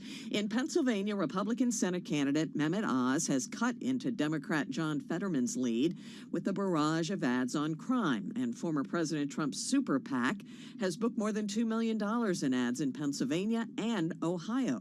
Bloomberg government reporter Emily Wilkins has more on where things stand right now. Democrats are actually a little more likely to win the control of the Senate. That's what we're seeing from a lot of projections, including at 538. But of course, at this point, it's very close. It's still anyone's game. Bloomberg Government's Emily Wilkins. New York Mayor Eric Adams is declaring a state of emergency over the city's migrant crisis and says they'll spend $1 billion by the end of the year to deal with it. As part of his order, he's instructing all relevant agencies to construct humanitarian relief centers to provide assistance. In Major League Baseball, the Guardians beat the Rays 2-1 in their wild card game. The Phillies and the Cardinals are scoreless. Global news 24 hours a day, on air and on Bloomberg Quick Take, powered by more than 2,700 journalists and analysts in more than 120 countries. All right, Nancy Lyons, thank you so much. Nancy Lyons with an update on world and national news here on this Friday. Carol Massar, Tim Stanovic live in our Bloomberg Interactive Brokers studio. We are watching the markets, and as you know, we are seeing we did bounce off our lows again. And again, I would argue that to some extent the trade, are we trying to find a bottom? We are off our lows, but still down almost 3.9% on the NASDAQ and down nearly 3% on the S&P 500, down about 2.2%. But again, well off our highs of the session, but also just off our lows. In the meantime, we're even seeing energy down today. We are seeing energy down 0.7%. I mean, every single industry group in the S&P 500 is down today. And that begs the question of, how much of what's going on in terms of the energy markets, too. We know that we talked about the OPEC cut earlier in the week, and that is certainly putting pressure on the energy supplies. But also, there maybe will not be a need or want to raise production levels, especially if producers think that the global economy is slowing down. And this is why we have to watch usage by something like China in particular, or just, the major markets around the world. Kind of the perfect segue to talk about what's happening with central banks as they start to shift billions of dollars in cash, readying for intervention. Central banks around the world are swapping their stockpiles of U.S. treasuries for cash just in case they need to intervene in markets to bolster their currencies. Yeah, foreign monetary officials purged $29 billion in treasury securities in the week ending October 5th, bringing the 4-week decline in holdings to $81 billion. This according to the Federal Reserve data. It is the most extreme outflow since the beginning of the pandemic back in March of 2020, leaving total holdings of $2.91 trillion. With the U.S. dollar stronger than ever and recession risk rising, little surprise that central bankers are stocking their cash coffers. So making sure that they've got money on hand for whatever comes. Yeah, we're talking about all over the world, Carol. Policymakers from Tokyo to Santiago have already stepped into foreign exchange markets to prop up their currencies with improvised solutions such as selling dollars directly to the market. Still, though, as a Wrightson ICAP economist Lou Crandall wrote in a note to clients, much of the foreign officials selling in September appears to have been precautionary. And those weaker currencies also, you worry about the inflationary impact of those weaker currencies on various economies as well. This is Bloomberg.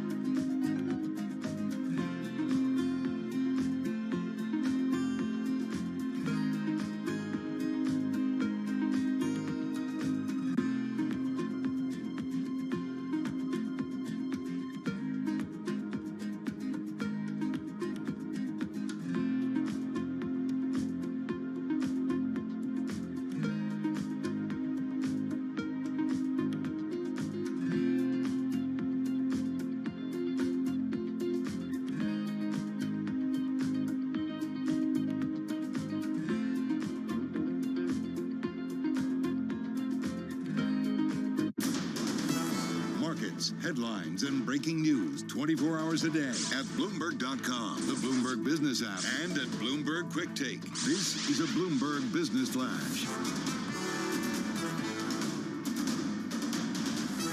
From Bloomberg World Headquarters, I'm Charlie Pellet. Jobs Friday, steep losses for the U.S. stock market. A slight bounce off the bottom. Emphasis on slight. 13 minutes to go with the S&P now down by 108, drop there of 2.9%. A couple of minutes ago, we were trading at the worst level of the day. We've got the Dow down 664, down 2.2%. The NASDAQ 100 index down by 4%. The NASDAQ Composite Index down now by 3.9%. The 10-year, 3.87%. The 2-year yield, 4.30%. Spot gold down $16 the ounce, down 1% right now, $16.9576 on gold, while West Texas Intermediate crude up 4.7%, $92.56 a barrel.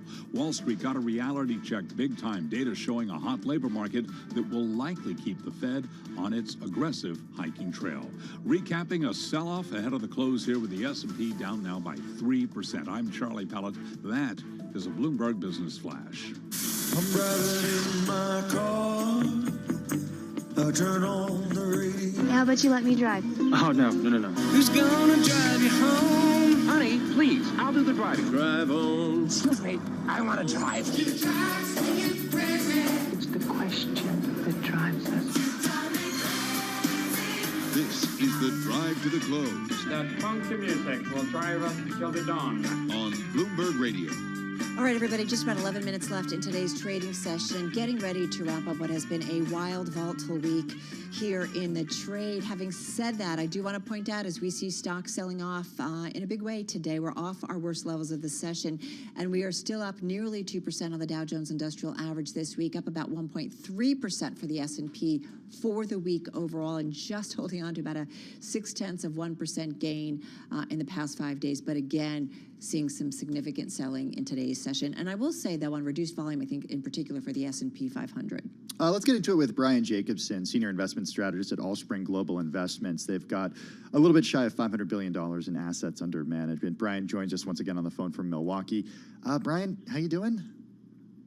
Yeah, better than the markets. Okay, that's good that we don't tie, how you're doing to the markets, because that can be, as we all know, a fool's errand. But how do you weigh in on what's going on here? Because at the start of the week, we saw a 2-day rally that, was the biggest 2-day rally that we've seen in 2 years, leading many to say, wait a second, perhaps there was some short covering there, but also echoes of maybe a Fed pivot. We can throw that out the window now, right?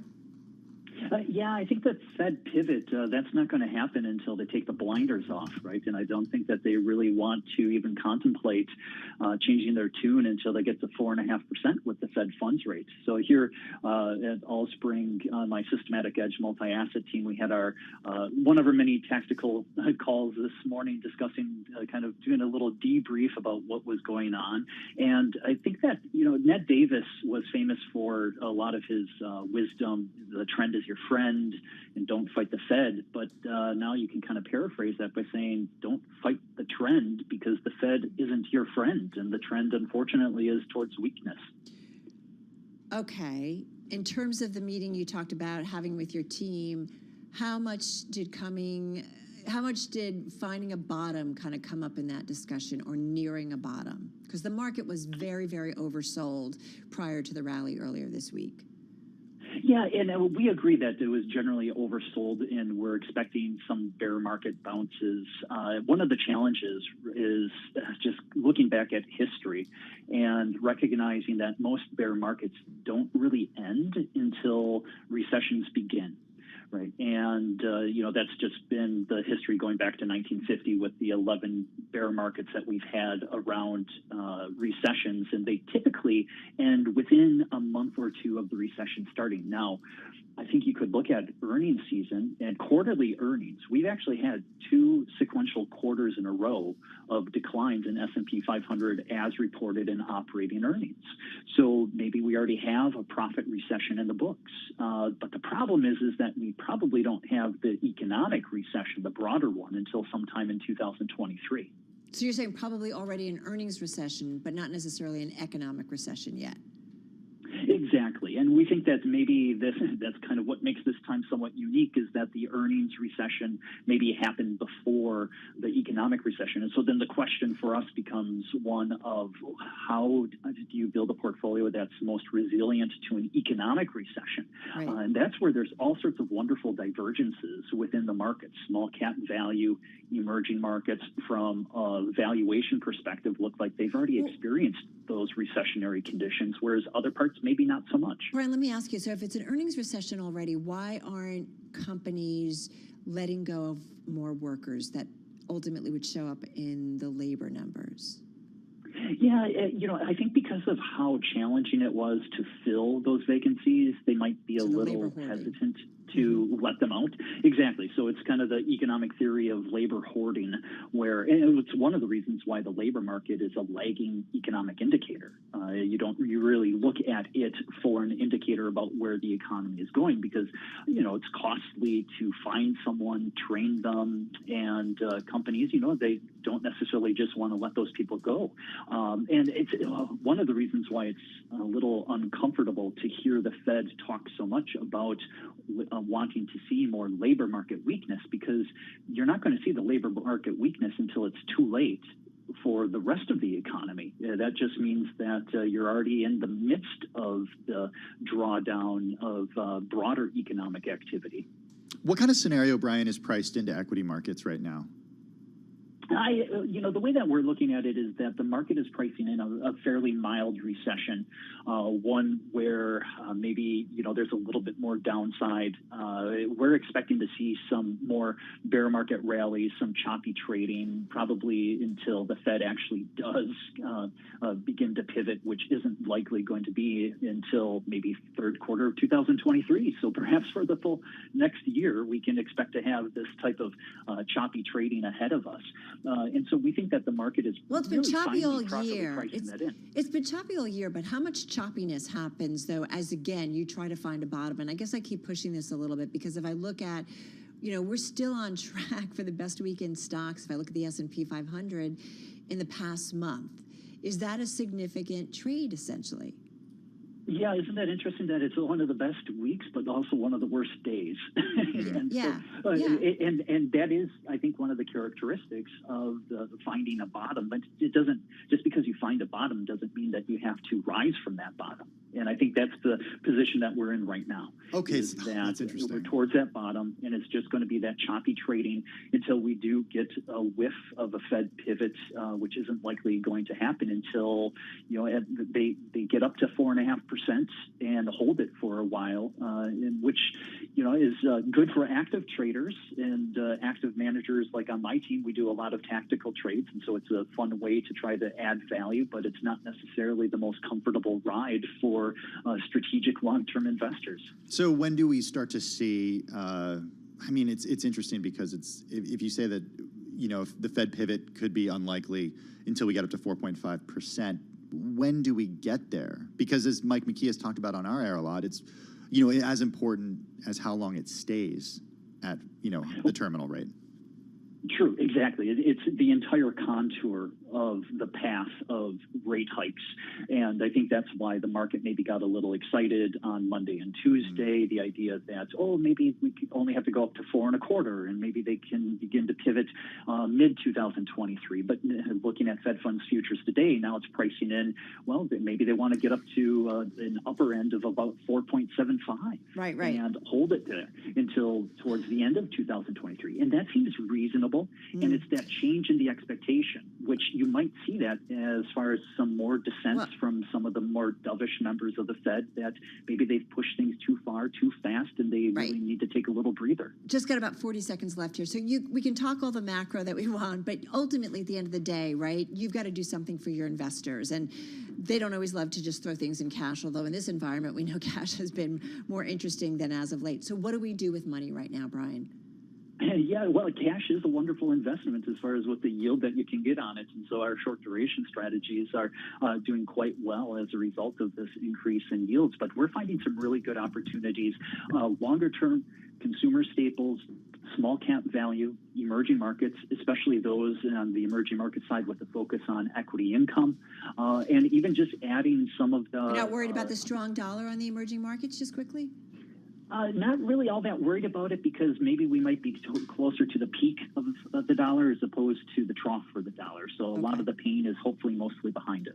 All right, we got to run. Hey, listen, have a great weekend. Brian Jacobson, he's Senior Investment Strategist at Allspring Global Investments, $476 billion in assets under management, on the phone from Milwaukee. And folks, we just have about 2.5 minutes left in today's trading session. We're bouncing off our lows, but still down about 2.8% for the S&P 500. Dow Jones Industrial Average down more than 600 points.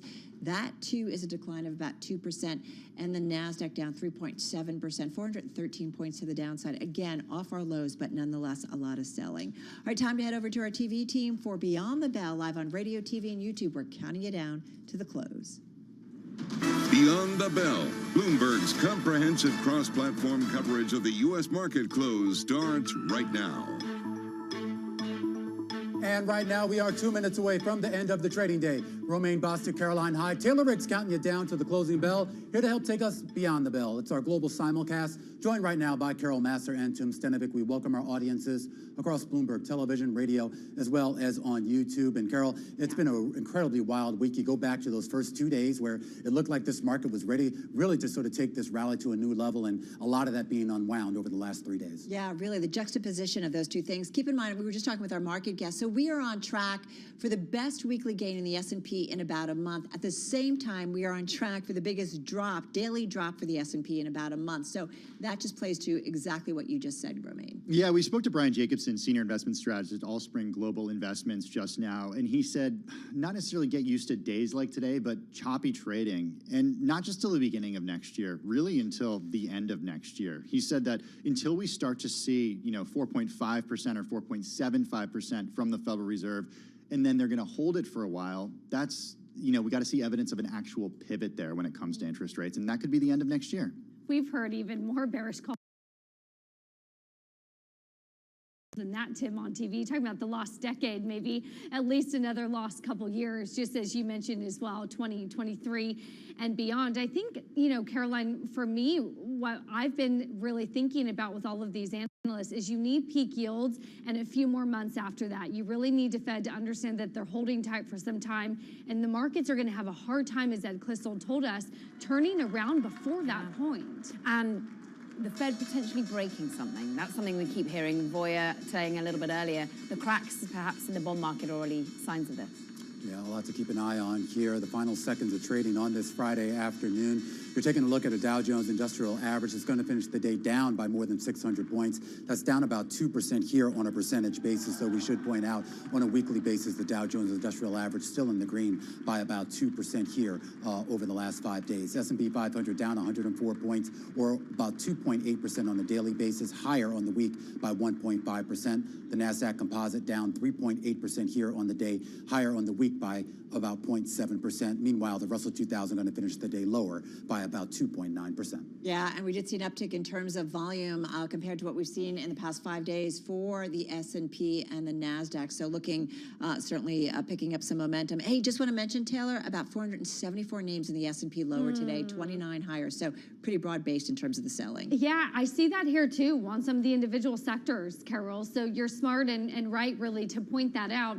Some of the, quote, best performers are still very much in the red. I'll point out energy sector. It's off about 0.7%. It's a huge winner for the week, though, still having one of the best weeks that we haven't seen since March, as you've looked at a lot of the production cuts and a rebound in oil prices. So energy's off today, but otherwise it really has been a bullish story for the year. Everything else, as you can see, a lot of red on the screen as well. Take a look at, well, it's media, it's technology, it's software and service, it's semiconductors. We've talked a lot about AMD, that's off 13%. So all of those sectors, if you think about those long duration equity assets, those are off 4, 5, almost 6% as well on the day. Pretty significant, though, that energy also down today. Pretty wild to see that. All right, let's get to some of the gainers. Fingers crossed that they hold, and they have. DraftKings, which was up 8.8% at its highs today, finishing with about a 3.3% gain. You know this story. It's on the Bloomberg. Walt Disney's ESPN nearing a large new partnership with DraftKings, according to people familiar. So that certainly got a kick to the upside in today's session. Cano Health also kind of special situations playing out today. News that CVS is said to be in exclusive talks to buy Cano Health, according to people familiar. No certainty, though, that a deal will be reached, but nonetheless, this name was up 9% in today's session, so holding on to most of its gains today. And then we had Dexcom. It was topping the S&P 500 and the NASDAQ 100, surging. Analyst positive after a Medicare update on coverage for its glucose monitoring, and so expanding coverage. Analysts weighing in. Dexcom makes those monitors, so this has been a good thing for them. That stock, again, up about 7%, Tim, in today's session. And that's actually the biggest mover on the week in the S&P 500, too, up about 27%. Yeah, really significant. Thanks. We got some superlatives on the downside as well. Let's start with AMD, Advanced Micro Devices, finishing the day down by more than 14% today. That was one of the companies that ended up moving lower today. What I'm looking at right now is AMD being the company that is at the bottom of the S&P 500. Its biggest drop since March of 2020 on a percentage basis down there. After the bell, we got preliminary third quarter sales numbers that they missed projections by more than $1 billion, blaming the PC market for hurting sales, citing weaker demand and a buildup of inventory in the supply chain. It's hitting other companies as well. It's ended up hitting it ended up hitting NVIDIA, certainly weighed on the entire chip sector. We got disappointing results from Samsung as well. And then, Carol, you mentioned the Cano news. CVS Health also finished the day down by more than 10%. So double whammy here. We did speak to Jonathan Palmer over at Bloomberg Intelligence, senior healthcare analyst, and he ended up saying that it wasn't just that Cano deal that weighed on CVS. It was the Medicare health insurance plans that lost ground in U.S. government quality ratings today. He actually argued that that was a bigger hit on the company's stock today. Meanwhile, let's have a little look at what happened across asset for a moment, because it was a day where, well, interestingly, oil defied everything. We still are more worried about the production side, the cuts, the OPEC plus talk, than we are about the demand pullback that potentially a more hawkish Federal Reserve signals. WTI crude up 4.7%, Brent crude up 3.6%. Natural gas actually rolling over as we are less worried about the production side of natural gas here in the United States. But really, this spoke to, therefore, some outperformance of the Canadian loonie with the outperformance in the Norwegian krone, but in general, this is a story of weakness versus King Dollar. King Dollar back on top as we see resilience in the jobs market. That means the Federal Reserve is not for turning. So we see a dollar index that is strengthening by 0.4%. We see the Kiwi off by almost a percentage point. We see really Aussie dollar feeling some of the pain about metals. And I'm looking at sovereign bonds just across the board. Yields push higher, whether in Europe, Italy up 20 basis points on a 2-year. We're seeing some talking tough across the more hawkish central banks, Taylor. It is a hawkish central bank that continues to move front end, middle, long end yield curves for the day and for the week as well. On the day, you're looking at yields that are still up about 6, 7, 8 basis points all the way across the curve. Carol, for us on TV, we've been talking about the big superlatives of a 2-year yield that's up about 5 straight weeks in a row, and a 10-year yield that is now climbing for 10 straight weeks. That is the longest streak since 1984, when 10-year yields jumped about 12 weeks in a row. So there has been just sort of this consistent theme and consistent narrative, and a long-term 1-year GP chart, it's deadly scary. All right. Quickly this has changed. It's really hard. It does feel very harsh. And when you think about that trend line, especially when it comes to yields, right? Because how long have we been talking about where do we top out in yields? Where do we bottom out in the equity play? I'm thinking about next week a little bit in terms of what we'll see in retail sales, what we're going to see when we start to get earnings from the big banks, and what kind of clarity we get about what the business environment. I want to know about loans. I want to know about consumer credit. We got to read on it today. I want to know what it says about the outlook, and maybe that'll help us give us some clarity. Another weather warning from JP Morgan's Jamie Dimon. Well, I mean, right. In all seriousness, I do want to start to understand if we are starting to see cracks when it comes to the consumer, if we are starting to see financial conditions tighten, not just for businesses, but for individuals as well. I mean, I was struck a few weeks ago talking to the CEO of a regional bank who said that he still sees consumers in a really, really good place. And when are we going to start those savings, to see those savings being eaten into with these higher prices? Yeah, I mean, it'll be interesting, too. I'm actually looking forward to the FOMC minutes because I think when all the talk we had about the pivot earlier this week, the question is, was there any sort of serious discussion about either pausing or at least sort of maybe slowing down the pace or the severity of these hikes at that last meeting? Based on anecdotal evidence, it doesn't seem that was the case, but the minutes, of course, will reveal whether that was true or not. And whether the inflation print is going to give any sort of food for thought to the investor base who just want to try to push away from what the Federal Reserve might be doing. CPI likely to run at 8.1, I think it is. I mean, we're still, as you mentioned, PPI is going to be there. What is the strength of the consumer, not only in the bank's earnings, Carol and Tim, but also, Taylor, within the retail sales coming at the end of the week? And if we're pausing some of the hiking cycle to see how all of this plays out, how long are we staying in that restrictive territory? I don't think a lot of people think that we're going to be cutting in 2023. We could just be not hiking, but that doesn't necessarily mean that we're cutting. Yeah, and a good point. And then again, you go back to the data. If we continue to get strong reports, relatively strong reports like the jobs report, and more importantly, some of those retail sales numbers that people are spending, I don't know. I mean, there's the winds at the Fed's back, so to speak. Did you guys see the Atlanta Fed, the GDP Now model? I was just checking this out. Came out today. It was an update. Estimate for real GDP growth in the third quarter of 2022, 2.9%.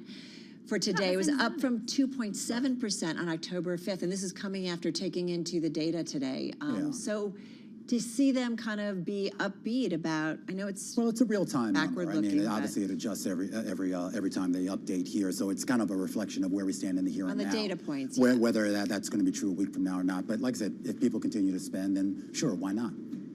I'm actually, Carol, I'm actually going out to Jersey this weekend. So wish me luck. I'm a little afraid. I'm sorry. Are you going to visit Carol? I'm sorry. Did you get your clearance? Did you get invited? No. I haven't been invited to the Master household. Okay. One day, maybe. A man could dream, but no. I have Enjoy the Garden State. It's gorgeous. I'm told. Yeah. I'm a little worried, but we'll see. Spend some money. Hopefully, I make it back on Monday. Okay. It's dangerous over there. We'll be lost without you if you don't come. All right, guys, have a good and safe weekend. We'll have lots to talk about next week. All right, that's a wrap for our cross-platform coverage. Beyond the Bell, radio, TV, YouTube. We will see you again, same time, same place on Monday.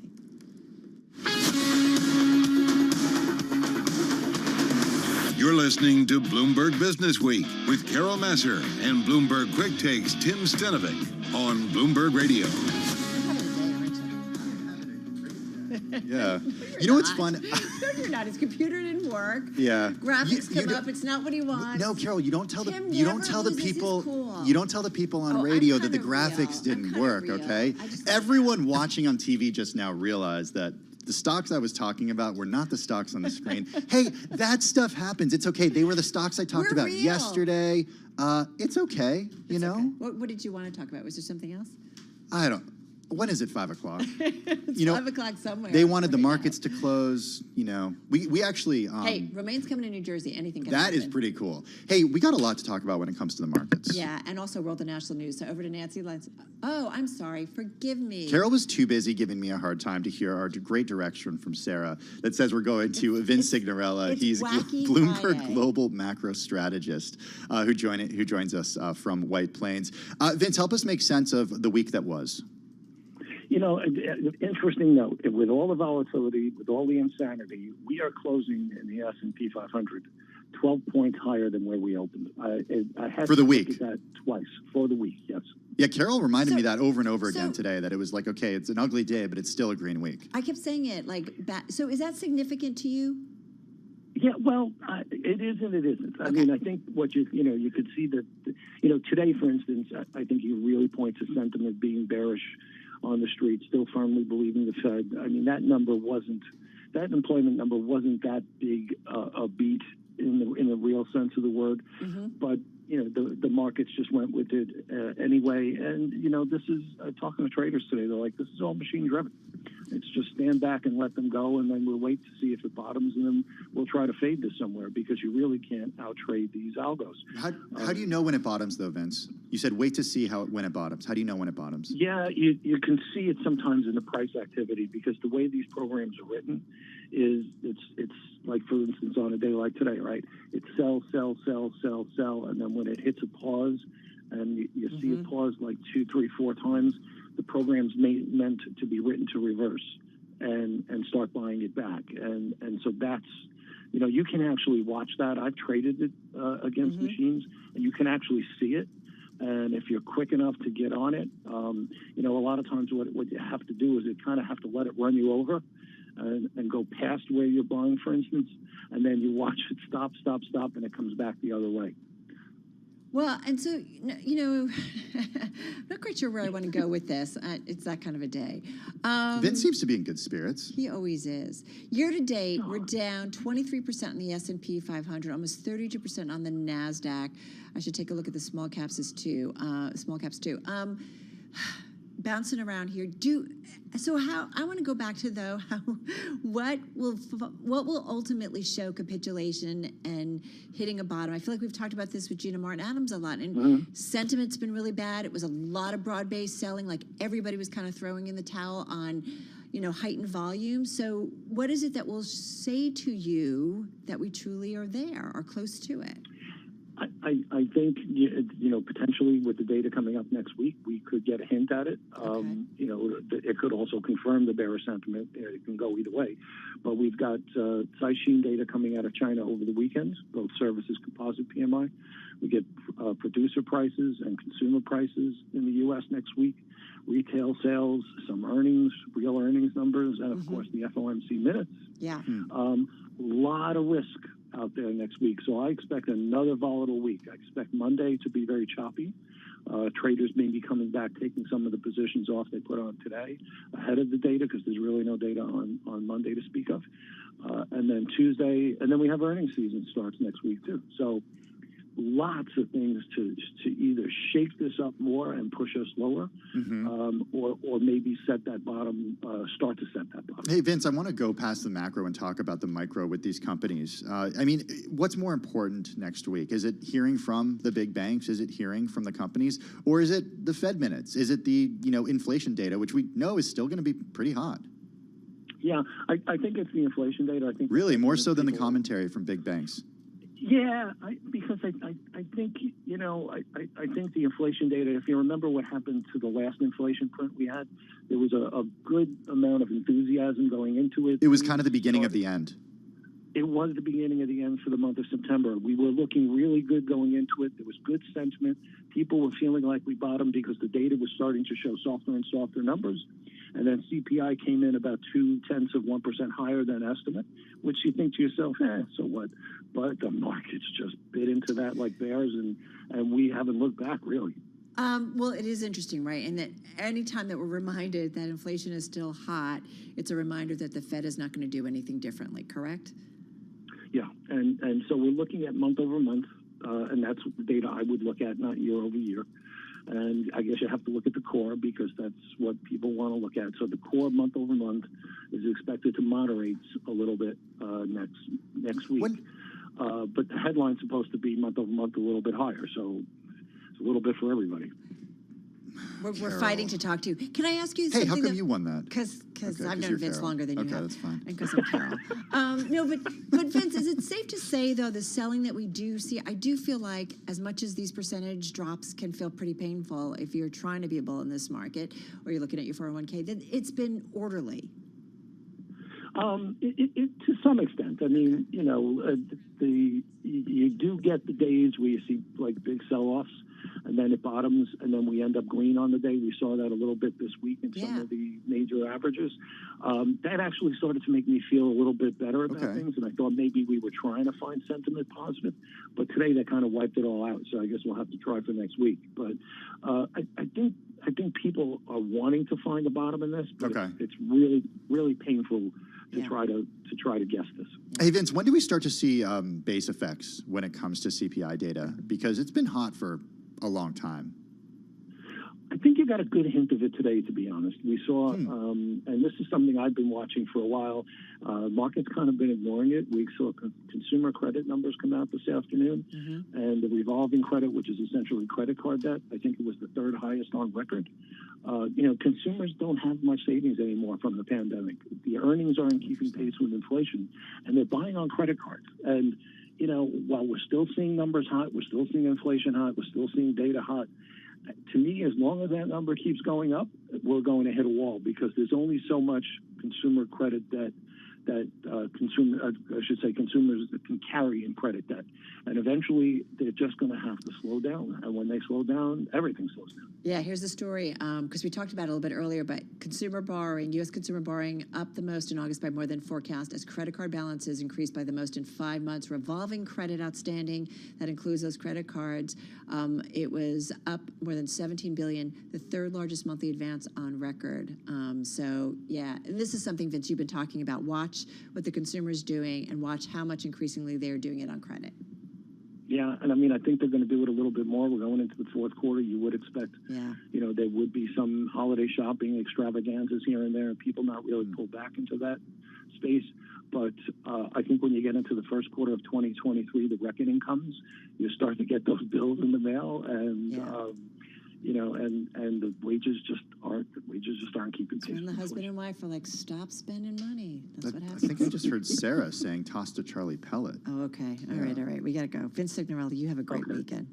Thanks so much, Vince. Let's get to let's get over to the markets because Charlie Pellet, you got an update and some after-hours news too. Indeed, and for the record, I love hearing from Vince Signorelli. He makes a lot of sense. Here's what's going on. We have a big sell-off on Wall Street today. Jobs Friday, stock traders hitting the sell button on hawkish Fed bets. But also, let me remind you that for the week, the S&P advanced 1.5%. NASDAQ this week up 0.7%. The Dow this week up by 2%. Bottom line, though, what a reality check today. Data showed a hot labor market, and that will likely keep the Federal Reserve on its aggressive hiking trail. Today, the 10-year yielding 3.87%, the 2-year 4.30%, S&P down 104, down 2.8%. The Dow today down 630, a drop there of 2.1%. The Dow, by the way, at 29,296. NASDAQ down 420, a drop there of 3.8%. Spot gold down 1%, 16.95 the ounce, and West Texas Intermediate crude today up 4.8%, 92.67 a barrel. Briefly, Bitcoin down 3% today, 90,450, and the Nasdaq 100 index down 3.9%. And that is a Bloomberg Business Flash. All right, Charlie, thank you so much. So Charlie updating us on the market sell-off this week, getting some context from our own Vic Signorella as well. But remember, part of the concern and the reason that we started to really see some pressure on the equity side of things, why we saw stocks end lower and yields end higher again, had to do with that jobs report this morning that once again, Tim, was a reminder that it is a tight labor market here in the U.S. In any other economy, a jobs report that looks like this, that beats expectations, would be welcome news. But not in this environment. Not in this environment. Let's get to Julia Pollack, chief economist for ZipRecruiter. She joins us once again on the phone from Los Angeles. We like checking in with her at least once a month when it comes to what she's seeing on her platform. Julia, how are you? Very well, thanks. And how are you? We're doing okay. It's good to have you with us once again this afternoon. So when you saw these numbers this morning, was it any surprise to you? After all, you see what recruiters are looking for, and you see what job seekers are looking for on ZipRecruiter. So you have a good idea of what's happening in the economy. Was this a surprise to you?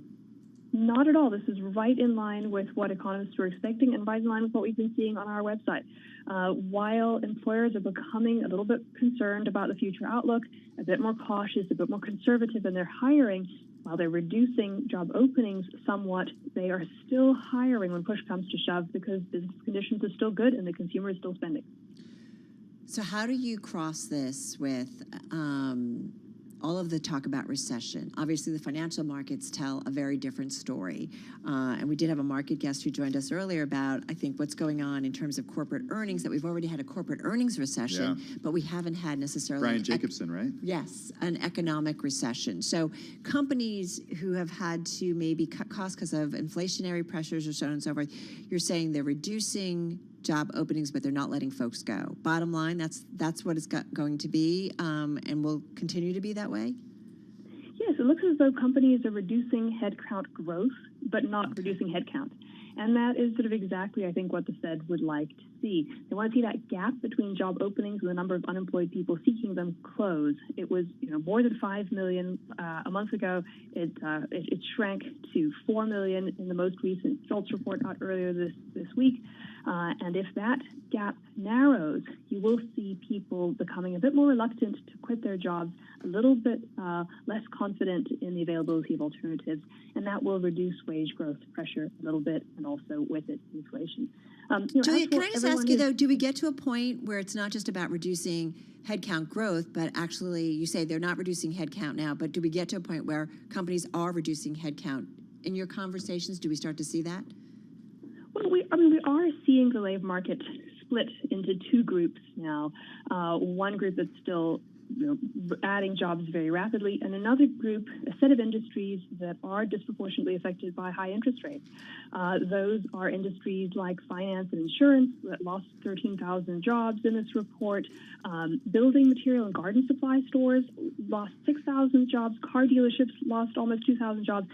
The U.S. consumers are not able to tap into their houses and use them as piggy banks anymore the way they were last year. They can't just refinance their house to buy a new car or do some renovations on their home because they're 2/3 of U.S. mortgages are now below 4%, and 2% of mortgages, only 2% are adjustable rate mortgages. No one wants to jump out of that into a much higher mortgage rate. Which we're seeing that play out in the housing market. Like, you don't want to leave that mortgage rate that's sub 4% to buy something new. So it's essentially at a standstill right now. Hey, Julia, help us understand what this looks like in Q1 of 2023 and what it looks like for the year, the new year. And typically in situations like this, like how should we expect things to start looking when it comes to the employment front?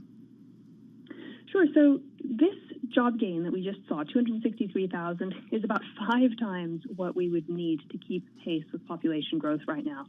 So we could see job gains slow gradually and continue to slow a little bit while the economy continues to add jobs across a broad set of industries, and not just low wage jobs, not just minimum wage jobs, but good jobs as well. We will see some sectoral pain. I mean, there are parts of the economy that are hard hit by rising interest rates and low stock prices and a very strong dollar.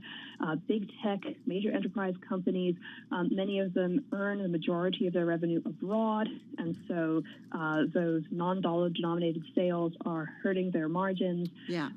But the typical Main Street business that buys inputs from abroad cheaply now and is getting all of its revenue here at home, those companies are still, by and large, doing quite well. So, Julia, if I go to your website, I have the option of saying, there's a question, what brings you here today? I'm looking for a job right now. I'm looking for a job, but no rush. I'm just browsing. Next. What do most people hit? Do you know? Yes. So, about half of people are looking for a job right away, and they know exactly what they want to look for. But there is a huge set of people who come to the website and don't know what they're looking for. They're just looking for a job. And that's why they come to us, because we can help match them to jobs that match their skills and experience levels. Many people have no idea. The most common search on our website is a blank search. And that is exactly, I think, why. What do you mean a blank search? Where they just hit search, but they don't fill anything in. They don't know what job title they're looking for. They're looking for a job, but they don't even know what's out there. They don't know the possibilities. No one trains you to search for a job. It's something you don't learn in school. Many people also leave learning about looking at the labor market until it's kind of too late to match to get the skills that they would actually need to get a great job. Julia, we only have 20 seconds left here, but what about employers? Are they not looking for jobs to the same extent that they were, just 6 months ago? Employers are worried about the future outlook, but business is still good, and so they're still hiring. And that means there are great opportunities still. This is why we're scratching our heads. It's just a crazy environment. Hey, Julia, thanks so much. Julia Pollack, she's chief economist at ZipRecruiter, with us on the phone from Los Angeles. You get a job. You get a job. You get a job. What are you, Oprah? That's what it feels like. No, that's good. It's good why too. we're trying to cross it against all the recession talk. This is Bloomberg.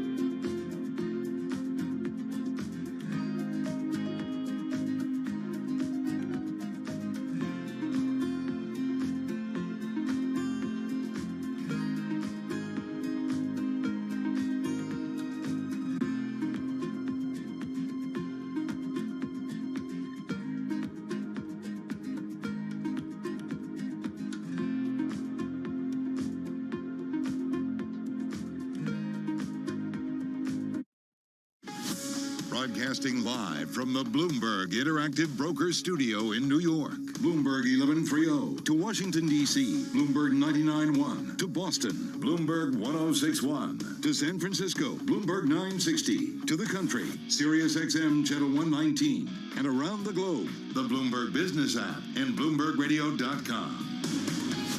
This is Bloomberg Business Week. All right, you are listening and watching Bloomberg Business Week on It's Been a Little Bit of a Day. It is, and it's going to be a week next week. Vince was giving us a little preview. Retail sales, Fed minutes, Yeah, earnings, we got CPI data. Volatility, probably. Who would want to take next week off and miss all that? Only somebody crazy. Yeah. Cray Oh, cray. that's Katie Greifeld, who we have joining us in just a few minutes. She is going on a really cool vacation next week, but it is not next week yet. So we're going to talk about our new crypto show, Crypto IRL, in just a few minutes. Merci. That's a little hint. That's where she's going. I'm so lame. A sorry. French-speaking country somewhere around the world. Charlie Pellet, can you save us, maybe help us out here just a little bit? Let us begin with crypto. Hey, everybody's talking about it. Bitcoin today down 2.6%, 19,529 on Bitcoin. But what a sell-off today. Big-time reality check with that jobless report when it broke at 8:30 a.m. Wall Street time. Data showed a hot labor market, and that will likely keep the Fed on its aggressive hiking trail. Those bets sent stocks tumbling, driving benchmark treasury yields to their longest weekly upstreak since 1984. Now, Brian Jacobson is senior investment strategist at Allspring Global Investments, and right here on Bloomberg Business Week, he put it like this. You know, Ned Davis was famous for a lot of his wisdom, the trend is your friend, and don't fight the Fed. But now you can kind of paraphrase that by saying, don't fight the trend because the Fed isn't your friend. And the trend, unfortunately, is towards weakness. Today, weakness, putting it mildly, S&P down 104, decline there of 2.8%. So we head into the weekend with the S&P up 36.39. The Dow today below 30,000, down 630 points, down 2.1%.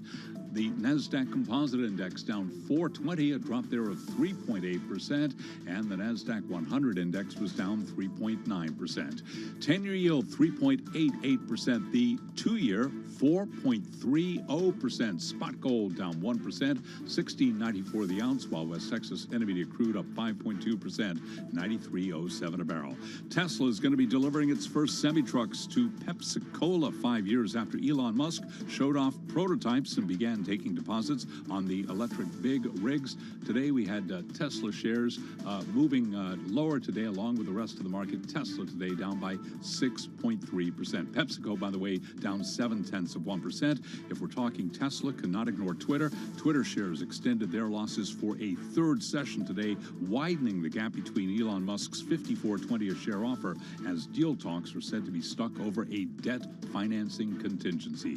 Today, Twitter shares, as I mentioned, did move lower, along with Tesla and a lot of other big tech names. I'm Charlie Pellet. That is a Bloomberg Business Flash. Thanks so much for that update, Charlie Pellet. Well, Crypto IRL. It's the new show on Quick Take. It's all about crypto in real life. The second episode. How did cryptos do this week? Charlie just gave us an update on how they did. Okay, sorry. I was listening to you. I was talking to Katie about our traveling. Can I talk? Yeah, no. Okay. Okay. All right. I'll shut up. I'll try this again. The second episode of Crypto IRL aired last night on Bloomberg Quick Take and airs again tonight at 8:30 on Bloomberg Television. In this week's episode, we spoke with Bloomberg Crypto Managing Editor Stacey Marie Ishmael and also Nick Carter. He's a partner at Castle Island Ventures. Earlier this year, they raised $250 million to invest in crypto startups, and that was really the focus of the show. After a crypto sell-off of $2 trillion of wealth just wiped out, who's left standing? Where are VCs investing their money?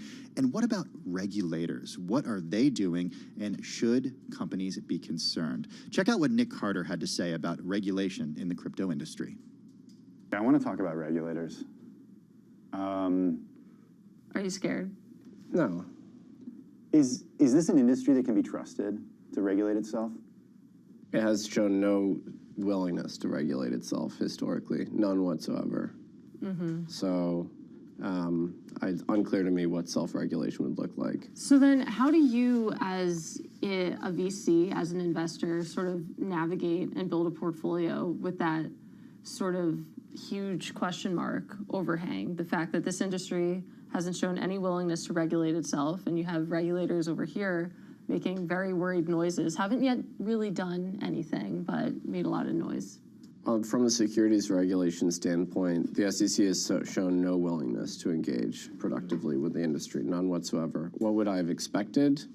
A alternative model for tokens to engage in disclosure for material facts, the same way we have that in the regular, public equity land. But we have seen no signs whatsoever of legislative moves on that front, or the SEC being willing to lay that out. So what are the repercussions of that? Does that mean that we start to see crypto firms increasingly leave the United States because there's no clear regulatory framework? Even though the U.S. is kind of challenged from that perspective, there's not that many other jurisdictions that are much better, frankly. People thought Singapore was a safe haven, proved not to be. The MAS is just as tough as the SEC, if not worse. People thought Europe might be. Europe has new super aggressive crypto legislation. The U.S. still maintains the most vibrant capital markets in the world, obviously the most venture capital, and the bulk of activity is still here. My view is stay and engage and fight if necessary, rather than fleeing to some other tax haven or something like that. Those voices you just heard, Nick Carter, he is managing partner at Castle Island Ventures. Also, my co-anchor on the program, Crypto IRL, which airs tonight at 8:30 on Bloomberg Television. Katie Greifeld, who joins us now in the Bloomberg Interactive Brokers studio. So, Katie, we went into this season, 8 episodes. Mm-hmm. This is the second episode. The first one, we wanted to focus on why everything broke apart and fell apart. The second episode, we wanted to focus on what was being built in the meantime. What were your big takeaways? My big takeaways, I think just at the end, what Nick said was really interesting. I think there's a broad agreement in the industry and from outside the industry that the U.S. regulatory environment is very unclear. There's a lot of acronyms in terms of all the different regulators. It's unclear who actually has ultimate say. But I thought Nick's point was really interesting, that instead of fleeing to some other jurisdiction, some other tax haven, he would rather stay in U.S. and try to duke it out here. And he is very, very vocal. He definitely engages. So in terms of the regulatory environment, it's just so much in its infancy, right? In terms of regulators just kind of figuring out, how do you regulate this world, correct? Exactly. And then on things like stablecoins, for example, we've heard a lot of concerned noises from, it feels like, so many different corners of government and regulators, and still there's no clear guidelines, which we will touch on in further episodes. So they don't even know which regulators are the ones who are supposed to regulate. Is exactly. it the CFTC? Is it the SEC? Who is it? Is it Congress? Is it the Fed when it comes to stablecoins? Well, do we still know whether, when it comes to cryptocurrencies, is it a commodity? Is it a currency? Have we figured out? Depends. Has it fallen into a classification yet? I would tune in tonight at 8:30, but a little hint, nice. No. Good. No. It's a good thing she's your co-host. I know. It's always. Did you ever notice it's the women co-hosts that are doing the heavy lift? Oh my goodness. Tim does a lot, I have to say. This is Just like, kidding. oh, thank you, Katie, for acknowledging me.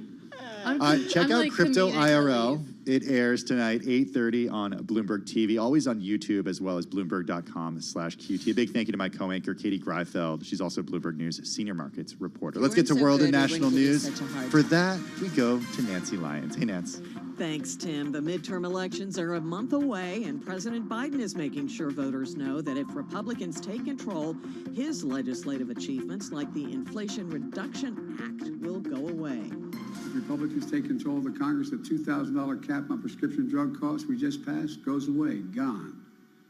If they take back the control of the Congress, the $35 a month cap on insulin for folks on Medicare we just passed goes away, gone. The savings on health care premiums we just got for 1 million Americans for Affordable Care Act, gone. Biden spoke at a Volvo plant in Hagerstown, Maryland. Well, COVID could surge this fall and winter, but that does not seem to be motivating many people to get their booster shots. Just over 11 million Americans, or about 4% of those eligible, have received the new bivalent booster tailored to the Omicron variant. Uptake of the original boosters isn't that high either. Just 40% of adults have gotten the third dose recommended last year. Compare that to the 70% or so who've received it in the UK. A Kaiser Family Foundation tracking poll found about half of Americans have heard little or nothing about boosters. White House COVID response coordinator Ashish Jha tells the Washington Post they have to explain the value of these vaccines to the American people. In Washington, I'm Nathan Hager, Bloomberg Radio. 4 wild card games are on tap. The Guardians won their game against the Rays 2-1. The Cardinals lead the Phillies 2-0. The Mariners lead the Blue Jays 3-0. The Padres and the Mets play tonight. Global news 24 hours a day, on air and on Bloomberg Quick Take. All right, Nance, thank you so much. Nancy Lyons in our 99.1 newsroom in Washington, D.C. with World and National News. So we've talked about the market close, and we did see, big time, it felt like traders hitting the sell button. Wall Street getting a bit of a reality check, data showing that hot labor market. And so as a result, we really did see stocks sell off. But what was interesting, and I'll still go back to that for the week overall, it was the best week for the S&P 500 in a month. But it wasn't even a great week. But today was also the worst month for the S&P 500 day in about a month. Wait, what was the second thing you said? Okay. Did you just put on, is that a technical analyst hat that you just put on? If you look at, best week. Okay. First week of gains for the S&P 500 in the past month. Right. Out of the past 4. But today, it's been the biggest drop for the S&P 500 on a daily basis in about a month. Okay, I see what you're saying. So bad day, good week overall, bad day. Zoom out is what you're saying. Yes, zoom out. But don't zoom out too much, because then you'll see year to date, and it's down more than 20%. Which is still pretty painful. Let's talk a little bit about yields, because driving benchmark treasury yields to their longest weekly up streak, going all the way back to 1984. I mean, we're talking 38 years, Carol. That's significant. We've seen the yields moving up, for 10 weeks in a row. So that's pretty significant. The selling was widespread. 95% of the companies in the S&P 500 fell. The slide coming just a few days after the S&P 500 notched its biggest back-to-back rally since the onset of the pandemic. Carol, you mentioned that amid a debate on whether the Fed would be closer to peak hawkishness. One word we didn't hear much about today, though, is pivot, and that's because of that jobs data that we got this morning. And I'll be curious to see if pivot or some variation of that will come out in the FOMC minutes that will be released next week from the latest Fed meeting. In the meantime, Tim and I both talked about chip makers today, and there are signs piling up that the tech downturn may be deeper and longer lasting than feared. Chip makers are seeing breathtaking drop in demand as recession looms, and we do see tech in particular feeling some of the selling the most. That's not a pretty week. No. New week.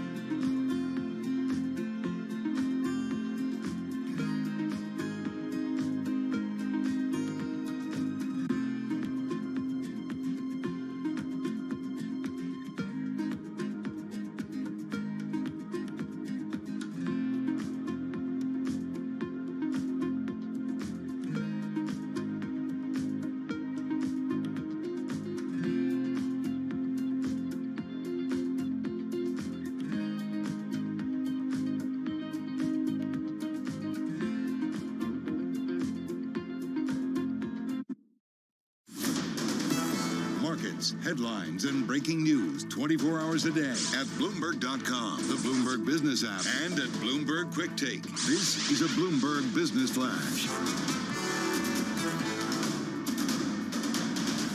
From Bloomberg World Headquarters, I'm Charlie Pellet. Steep losses for the U.S. stock market on this Jobs Friday. It was, however, an up week. Now, on the week, the S&P was up 1.5%. This update brought to you by SEI. Visionary asset managers find opportunity where others are challenged. Exploit disruption's potential with SEI's global operating platform. Find out how at SEIC.com/IMS. A down day with the Dow, the S&P, and NASDAQ all declining. Equities tumbling deeper into the red as new payrolls data dashed hopes of a cooling labor market, and Fed officials reinforced that more aggressive interest rate hikes are coming. The S&P today down 104, lower by 2.8%. Dow Industrials down 630 today, a drop there of 2.1%. NASDAQ down 420, a decline there of 3.8%. 10-year yield 3.88%. The 2-year yield 4.30%. Spot gold down 1%, $16.94 the ounce, and West Texas Intermediate crude up 5.4%, $91.20 a barrel. So a down day, a Jobs Friday. I'm Charlie Pellet, and that is a Bloomberg Business Flash. All right, Charlie, appreciate that update. Well, it is the only organization designated by the U.S. government to administer the Section 114 sound recording license. And we might have to... What did you say? It is the only organization... Oh, no, I heard you. I was just giving you a hard time. It's just kind of the day we're having. All right, Sound Exchange is what we're talking about. They collect and distribute digital performance royalties on behalf of nearly 600,000 music creators and growing. And we want to get an update on the business, how it all works. Well, we got a good guy with us to help us do that. We got the president and CEO of Sound Exchange, Michael Huppy, joining us live in the Bloomberg Interactive Broker Studio. He's on Twitter at Mike Huppy. You can follow him there. Michael, how does Sound Exchange work? Like, you guys are a nonprofit. Tell us how you get your money, because it's not from every single music service out there. Well, we're a very interesting billion-dollar company that a lot of your listeners probably haven't heard of, but we make a lot of the services they use work better. And a big part of what we do is help connect 3,600 streaming services like SiriusXM and Pandora and iHeart Online. And we, on the one hand, connect with them and collect payment from them for use of the recordings and the data. And then we take care of all that bad data, clean it up, fix the errors, combine it with the other 3,600 services, and pay it out to over 600,000 creators. Basically, if you are an artist or a label or a studio producer who has play on any of these services, you get a check from us. Why does it have to be a nonprofit? It doesn't have to be a nonprofit. We were actually created by the industry to do this very thing. We are purpose-built. When you say the industry, who got together and created you? So kind of the entire recorded industry is what came together. We are made up of, well, so we have major record labels, indie record labels on our board. We have the artist union, SAG-AFTRA, AFM. We have artists themselves, artist managers, trade associations. If you are an entity in the music sound recording space, you're represented on the board. You did mention that you did not mention a couple big names. You didn't mention Spotify. You didn't mention Apple Music. Those services are on-demand streaming platforms. They're interactive. Right. There's two types of streaming platforms. One is we call interactive, where you lean forward, you make playlists, and then there's lean back, where it's just a stream of music to you. And we operate a lot in the non-interactive space. We do other things. We're a music tech company, so we have data services that we provide to some folks. We administer certain settlements, but for purposes of this discussion, it's the lean back, non-interactive services that we spend the most time. I mean, bottom line, it's tracking, services that are tapping into artist content and making sure that they get paid for it. Exactly. And to give you a sense of scale, it's exploded. I mean, the music industry, especially the streaming part, has taken off. When I first came to the company, 15 years ago, we were paying out maybe $20 million a year. We now pay out regularly over $1 billion a year, and we pay out very quickly. We pay every month. 90% of the money we get in the door is out within 45 days. And, as I said, 3,600 services. We process 35 billion performances a month. So it is a serious, high-tech, high-data operation. So if an artist is getting paid because their music is being played on Sirius XM, are they only getting paid because of Sound Exchange, or are they also getting a check from Sirius XM? For the sound recording part of the business, it generally comes from us. There are other licenses in the music industry as well. So it's very, very complicated. It's very complicated. You know, there's a whole other music publishing side of the business, and SiriusXM has to deal with other organizations for that. But for the sound recording, the featured artists get money from us. And another interesting thing, we also send money to a fund that pays all the background vocalists and musicians as well, which is a cool aspect. They now get some downstream revenue. And you have proprietary technology to make sure that everybody who is creating content at whatever level is getting paid. But I'm thinking about conversations we have. Couldn't the blockchain do this?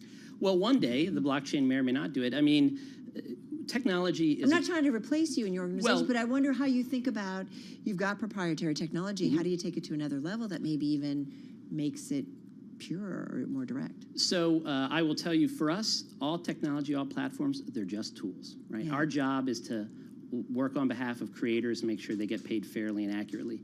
And if blockchain becomes the next thing, you're still going to need a place where there's authoritative data about who owns the rights in what recordings and where do they own those rights. So even if you have the blockchain and smart contracts, we would very likely still be a part of that as well. And it's something we're considering for our future. You know, where are we going to be in 10 years? And the blockchain and Web3 is very much something we're thinking about.